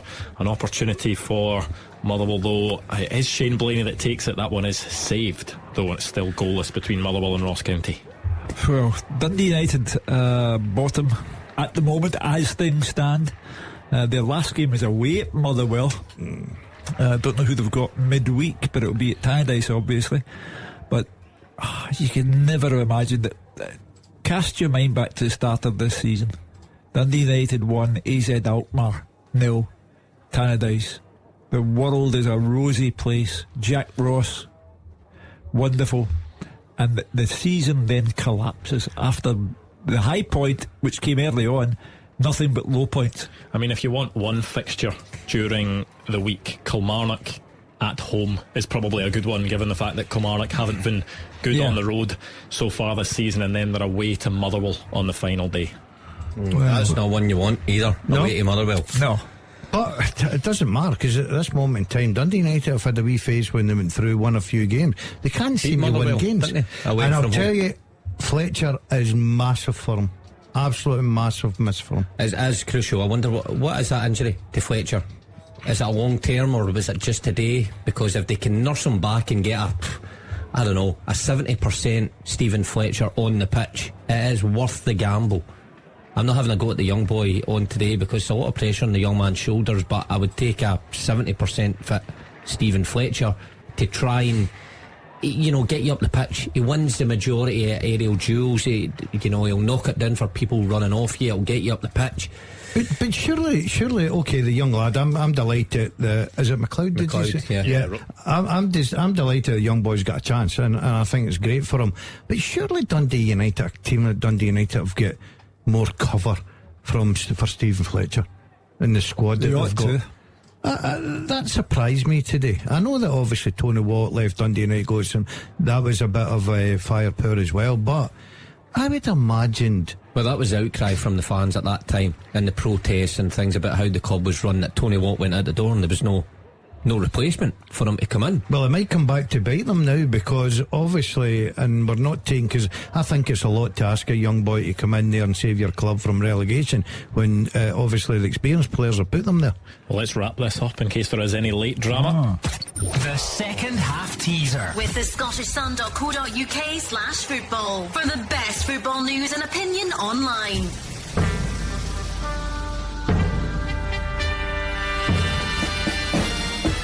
I have played alongside Tony Mowbray and Carlos Bocanegra. I have been managed by Chris Coleman and George Burley. I won promotion to my home nation's top flight in my first season as a first team player. I've never scored more than 5 goals in one season. In Scotland, an injury I picked up in one cup final meant I missed the other cup final that season. I am Bobby Pettar. Well done to those who got it right. At Clyde SSB in third place, Mark Patterson. In second place, Ryan Gilroy. But quickest off the mark was Scott Connie, who is top of the podium. You got that one as well after a couple of attempts. Scott Dale, what was the giveaways? I narrowed it down to one team, Ipswich Town. And there was a lot of clues from the Ipswich Town in there, and when you pick the bones out, you come out with the name Bobby Pettar. See?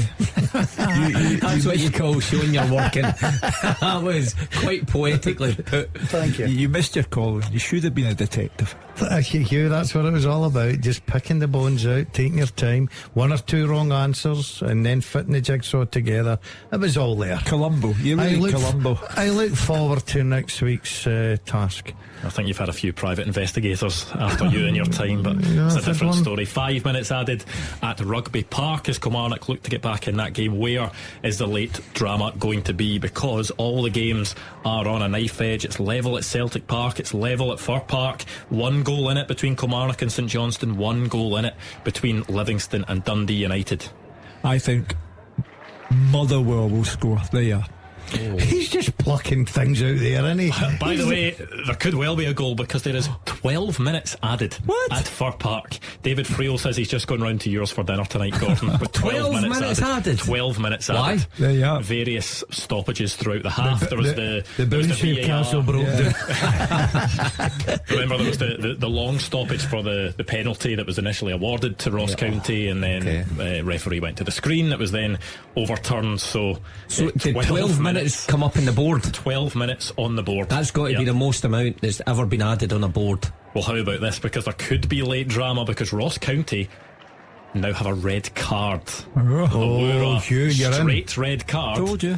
And a real chance for Motherwell to get a goal, and that is really bad for Ross County, who a point would be good for them with Dundee United losing at the moment. They'll need to hang on with 10 men.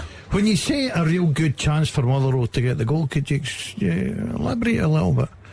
What was that? What does that mean? They've got a man extra. Yeah, they've got a man extra. Alright, I thought there was a free kick or something in the dangerous area. They've got a real good chance because they're up against 10 men. Yeah, but sometimes it's harder. Well, Kilmarnock showed at Fir Park with 10 men. It's not plain sailing. See, Columbo. 7 a go at you, Andrew. I think he's. Yeah, I'd like rather have 11 men than 10. I'd like some more information. Columbo, the detective, is back on the case. Needs all the facts as detective.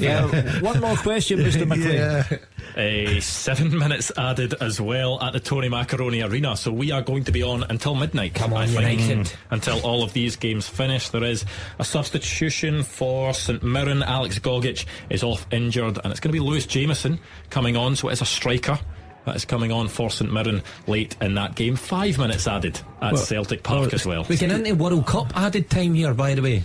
I thought that was a good addition. Stephen Robinson is being. There was also 5 added at Rugby Park as well. I don't think I said that. So Yeah, there is an incredible. It's like World Cup, back to the World Cup when they had. Gone are the days when the game finished at 4:45. It doesn't happen anymore, does it? I can imagine. What would your reaction be if you looked across at the fourth officials board and you've been running about for 90 minutes? I would be very disappointed. Just walk off. He would have been more concerned at it passing 5 p.m. because he would have had. He would have had plans. I had my Saturday night planned, so I didn't get in for this. I'm delighted VAR wasn't my day. Was that why you're disappointed at the time of the Scottish Cup final? Is that going to eat into your Saturday night plans? It's not the best, is it? But look, we're everyone else is thinking about travel and what it means for Inverness supporters and whatever else, and Gordon's like, I've got a night out. He's got different things in his mind. Can I tell you what he's usually up to? Those things can stay in your mind and not be vocalised as well. But yeah, we are potentially in for some late drama. As I say, there is a lot of stoppage time to go, and I need to see, we must be close to a full time as well in that game between Albion Rovers and Spartans in the League 2 promotion playoff. It's still 1-0 to Spartans. We're into injury time. Albion Rovers, Blair Malcolm was sent off for them, so they are down to 10 men. Spartans closing in on SPFL football, which would be a huge achievement for them, but we will revisit that at full time and see what is going on there. But for the moment, we will keep our attentions in the Premiership, because, as I say, there could well be late action in all 4 of the games. The way it stands just now builds it up very nicely for a midweek fixture card. Is the game spread over Tuesday and Wednesday this week, so lots of excitement, and it will go down to the wire. It will come down to next week. Game spread across Saturday and Sunday. Tension at both ends. The nightmare for Dundee United would be if Ross County were to score at Motherwell, which would put them on to 36 points, leaving United 5 adrift and 2 games to play. A red card for Dundee United as his bench sent off. A second yellow card for him. Sam Walker is up for a Kilmarnock corner as they chase an equaliser. It looked as if Aziz Behic's second yellow was for dissent. Sam Walker is huge. I don't know if you've ever come across Sam Walker before. He is absolutely massive. He will be a big presence in that box. However, did the corner come to anything? Because it is full time at Rugby Park. Roger Hannett. Yeah, I think the full-time whistle's gone. There now seems to be some debate. Yes, it has gone. It has finished. Kilmarnock 0, St Johnstone 1. Stephen Maclean has been proved correct. He's come to Kilmarnock. He's won the game, and he has kept St Johnstone in the Premiership for another season. A deserved win against 10-man Kilmarnock. It's threatened from the very start. Andrew Dree testing Sam Walker in the Kilmarnock goal after just 7 minutes. They got the all-important goal after 11 minutes. Captain Liam Gordon, the match winner against Dundee United a fortnight ago, getting up highest in the box to head home a corner from Graham Carey. After that, there was a foul and a booking for debutant Cammy Ballantyne on David Watson. More of that to follow. Kelly tried hard to get back in. Kelvisell volleyed high over the bar. Luke Chambers hit the post, and Liam Donnelly flashed an angle drive in chase past the post, and then a flashpoint just seconds before the half-time whistle. Watson going in heavily, and Ballantyne, referee John Beaton, took his time, then produced a straight red card for the teenager, with the VAR Andrew Dallas backing that decision. More midfield misery for Kilmarnock in the restart. They lost Liam Donnelly to injury, with Alan Power coming on, but really St Johnstone by far more of the attacking threat, and Kelly were indebted to goalkeeper Walker for keeping them in it. He made a fine save from Carey after 50 minutes. By contrast, at the other end, Remy Matthews only made his first save in 63. A routine score from Kelly captain Rory McKenzie from 20 yards. Walker then denied Dree Wright again and denied Ballantyne before 5 minutes of added time. And in the fifth and final minute, a Kilmarnock corner, Walker coming up from the back, but he couldn't repeat the heroics in one box that he'd shown in the other. It's all about St Johnstone. An enormous win for Stephen Maclean. They're safe. Kilmarnock are in the relegation playoff place. Kelly 0, Saints 1. Well, it is full time at Celtic Park as well, but first of all, we do have one of these. VAR review with Clyde Built Home Improvements. A check for a Motherwell penalty. Hugh, you said that Motherwell would get a late goal, and it is going to be a penalty to Motherwell late in this game. Potential disaster. Well, it's got to be for nine in a row. Now, if that goes in, you have Dundee United on 31 points and Ross County on 33. Kilmarnock on 34. So 3 points would separate the bottom 3 clubs. And surely, Ross County denied a penalty earlier in the game. These are the twists and turns I don't of think fate. he'll score it. It is Kevin Van Veen to take. The big question is he going to Panenka it? No. I hope not.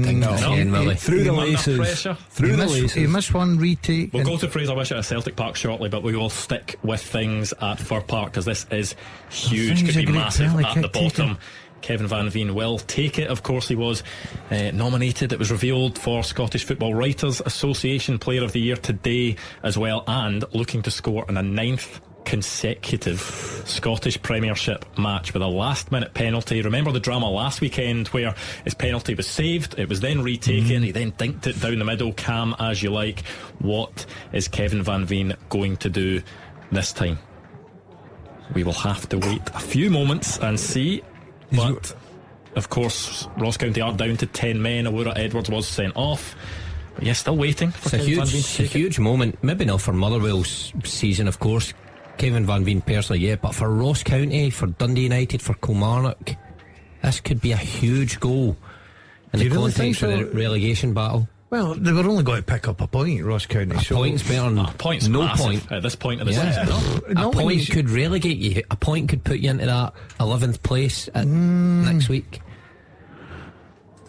Goal flashes with Clyde Built Home Improvements. Right at the death, Kevin Van Veen gets his 9th consecutive goal scoring appearance, puts Motherwell 1-0 up deep into injury time, and it's 1-0 to Motherwell. But there has been some full times. Let's go to Celtic Park. Fraser Wishaw. Finished here, Celtic 2, St Mirren 2, with both sets of players going to the supporters. The Celtic players going round applauding all their fans. The St Mirren players went to the corner, whereas the fans are tucked away in the right hand corner here, and thoroughly deserved the ovation from the supporters, because this didn't go to plan. The first home game since Celtic won the league, the fans expected, but this is a real struggle for the home side. Yeah, they didn't play well, but you have to give St Mirren credit. Thoroughly deserved the point, defended superbly and looked like scoring every time they went forward. Curtis Main, absolutely outstanding. He scored both goals, but he could have had 5 with the other good chances that he had. And Celtic came through. Kyogo and a late equaliser by skipper Callum McGregor. St Mirren had a 2-1 lead at half time, courtesy of those 2 Curtis Main goals. First came in 4 minutes. It's a long ball over the top, in behind Iwata. Main got to the ball, he cut back inside, he cut back past a Ralston challenge, and his low right foot shot went under Joe Hart. I think the keeper should have done better. Celtic hit back in 14 minutes with a really excellent goal. Iwata from the back, crisp pass into Hatate. He controlled it, first time pass into Kyogo, who again took one touch and a brilliant high finish past Carson into the net from 16 yards. O'Reilly and Hatate went closer distance, but the tempo had dropped and St Mirren grew in confidence and took the lead in 34 minutes. A long throw on the right hand side from O'Shaughnessy, not cleared by the Celtic defence. O'Hara kept it alive, headed the ball into the path of Main, whose low header went into the right hand corner of Joe Hart's net. A long VAR check for offside, but the VAR said it was a goal. Celtic fans expected a quick start to the second half, but it's St Mirren who should have scored a third just 2 minutes into the half. Strain, who was outstanding the right hand side, crossed to the back post. Main out jumped 2 defenders, strong header, but he headed wide and he had his head in his hands. He knew he should have scored, and that would have been his hat-trick. Maeda then volleyed over from 8 yards at the back post and behind Strain. He should have scored, but in general, little improvement. Celtic's performance, tempo had dropped as well as we passed the hour mark. Main again headed over, and again probably should have scored from another Strain cross, this time at the back post against Ralston. More difficult chance, but again showing Celtic's vulnerability at the back. 70 minutes had passed, still no changes by Ange Postecoglou. Jota crossed, Kyogo missed his header, Maeda hit the side net a few yards out. Again a good chance, with Celtic now pushing for the equaliser, camped in St Mirren's half, but defence was outstanding. There were really no chances inside the St Mirren penalty box, just plenty of crosses blocked or headed clear. In 78 minutes St Mirren again could have scored a third to put the game to bed. Main took advantage of an Iwata mistake, he miskicked his clearance. Main strode forward inside left and hit a fierce left foot shot across Joe Hart, but it struck the far post and out. Spurred by that Celtic really moved into action in the last 10 minutes. Jota shot pushed wide by Carson, and in the 80th minute came the equaliser. Callum McGregor found space 20 yards out, just shifted the ball onto his left foot, and as seen so often from the Celtic skipper, he passed the ball into the net from 20 yards. A really good finish. Great performance by St Mirren, and at the end of the season this might be a vital point we will have to see. But Celtic again, perhaps not at their best, and they had to work really hard for a point. I think Ange Postecoglou will look for better performances in the next 2 games before the end of the league season. Full time at Celtic Park, Celtic 2, St Mirren 2. It's also full time at the Tony Macaroni Arena with Dave Galloway. Yeah, Livingston 2, Dundee United 1. Livy took the lead 11 minutes in after some dreadful defending. Birighitti and Aina got their wires terribly crossed. Anderson pounced, went round the keeper and finished superbly from a tight angle. De Lucas thought he'd made it 2-0, but his strike after a free kick into the box was ruled out for a handball. But after 21 minutes it was 1-1 thanks to a superb volley by Harkes from just outside the box, low into the net after McLeod's ball in.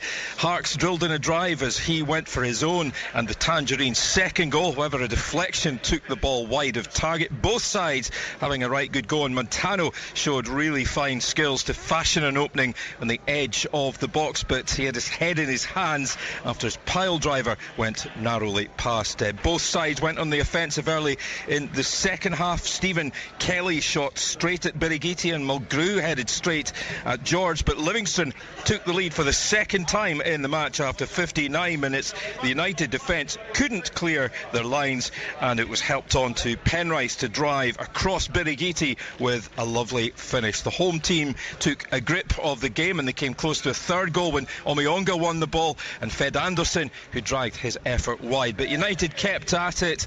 Maybe a bit of desperation was creeping in. Thompson charged down the right and he cut inside. However, George saved the shot with his legs. They piled on the pressure to United, and Pollitt, just a few yards out, was only denied late on for an equaliser by a fantastic reaction save by George. The Terrors threw everyone forward, but Livy held firm. Dundee United in deep trouble at the bottom of the league with only 2 games remaining. It's finished Livingston 2, Dundee United 1.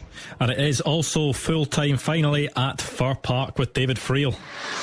Finally, Andrew, full-time, Motherwell 1, Ross County 0. Motherwell had the bouncy castles outside, though Kevin Van Veen has this place jumping inside with that late penalty winner. The Dutchman scored in his 9th successive game after late VAR drama. The game looked to be heading for a draw. County looked to be holding on down to 10 men, but Keith Watson, deep into 12 minutes of injury time, was penalised for a handball, and Van Veen made no mistake with a clinical penalty to make it 27 goals for the season. The players are up at referee Ewan Anderson. Malky Mackay is over at referee Ewan Anderson. They are not happy, but Motherwell are celebrating, and Van Veen, he takes all the acclaim again. First half wasn't much of an event.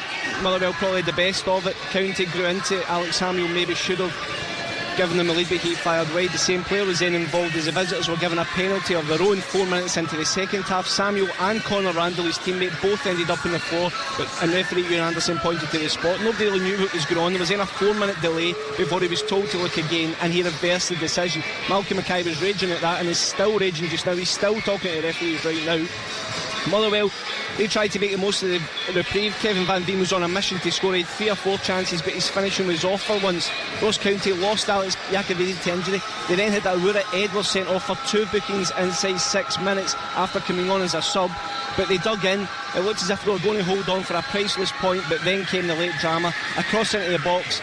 Keith Watson appeared to handle it. There was a VAR check after the play raced to the other end. Ewan Anderson pointed to the spot. Kevin Van Veen grabbed the ball, and the rest, well, you know what happened. He sent Ross Laidlaw the wrong way. Motherwell win, Ross County raging. Full time, Motherwell 1, Ross County 0. Well, what a day of action in the Scottish Premiership. Some massive results, some telling results as well at the bottom of the table. Celtic dropping points for a second consecutive week, and also it is full time in that League 2 playoff final. Second leg between Albion Rovers and Spartans. Spartans 1-0 winners on the day, 2-1 winners on aggregate, so Spartans will be an SPFL side next season. But now it's time to hear from you on the open line. 01419 0141 951 1025. What did you make of your team's performance today? Celtic fans, what did you make of that showing against St Mirren? What have you made of the performances over the last week or so? Do they worry you at all, or is it okay because you've already wrapped up the title? St Mirren fans, you must be happy with that performance. And then down the bottom, so many teams involved down there, so many crucial results. We want to hear from you. 0141 951 1025, and we'll speak to you next. After the action, it's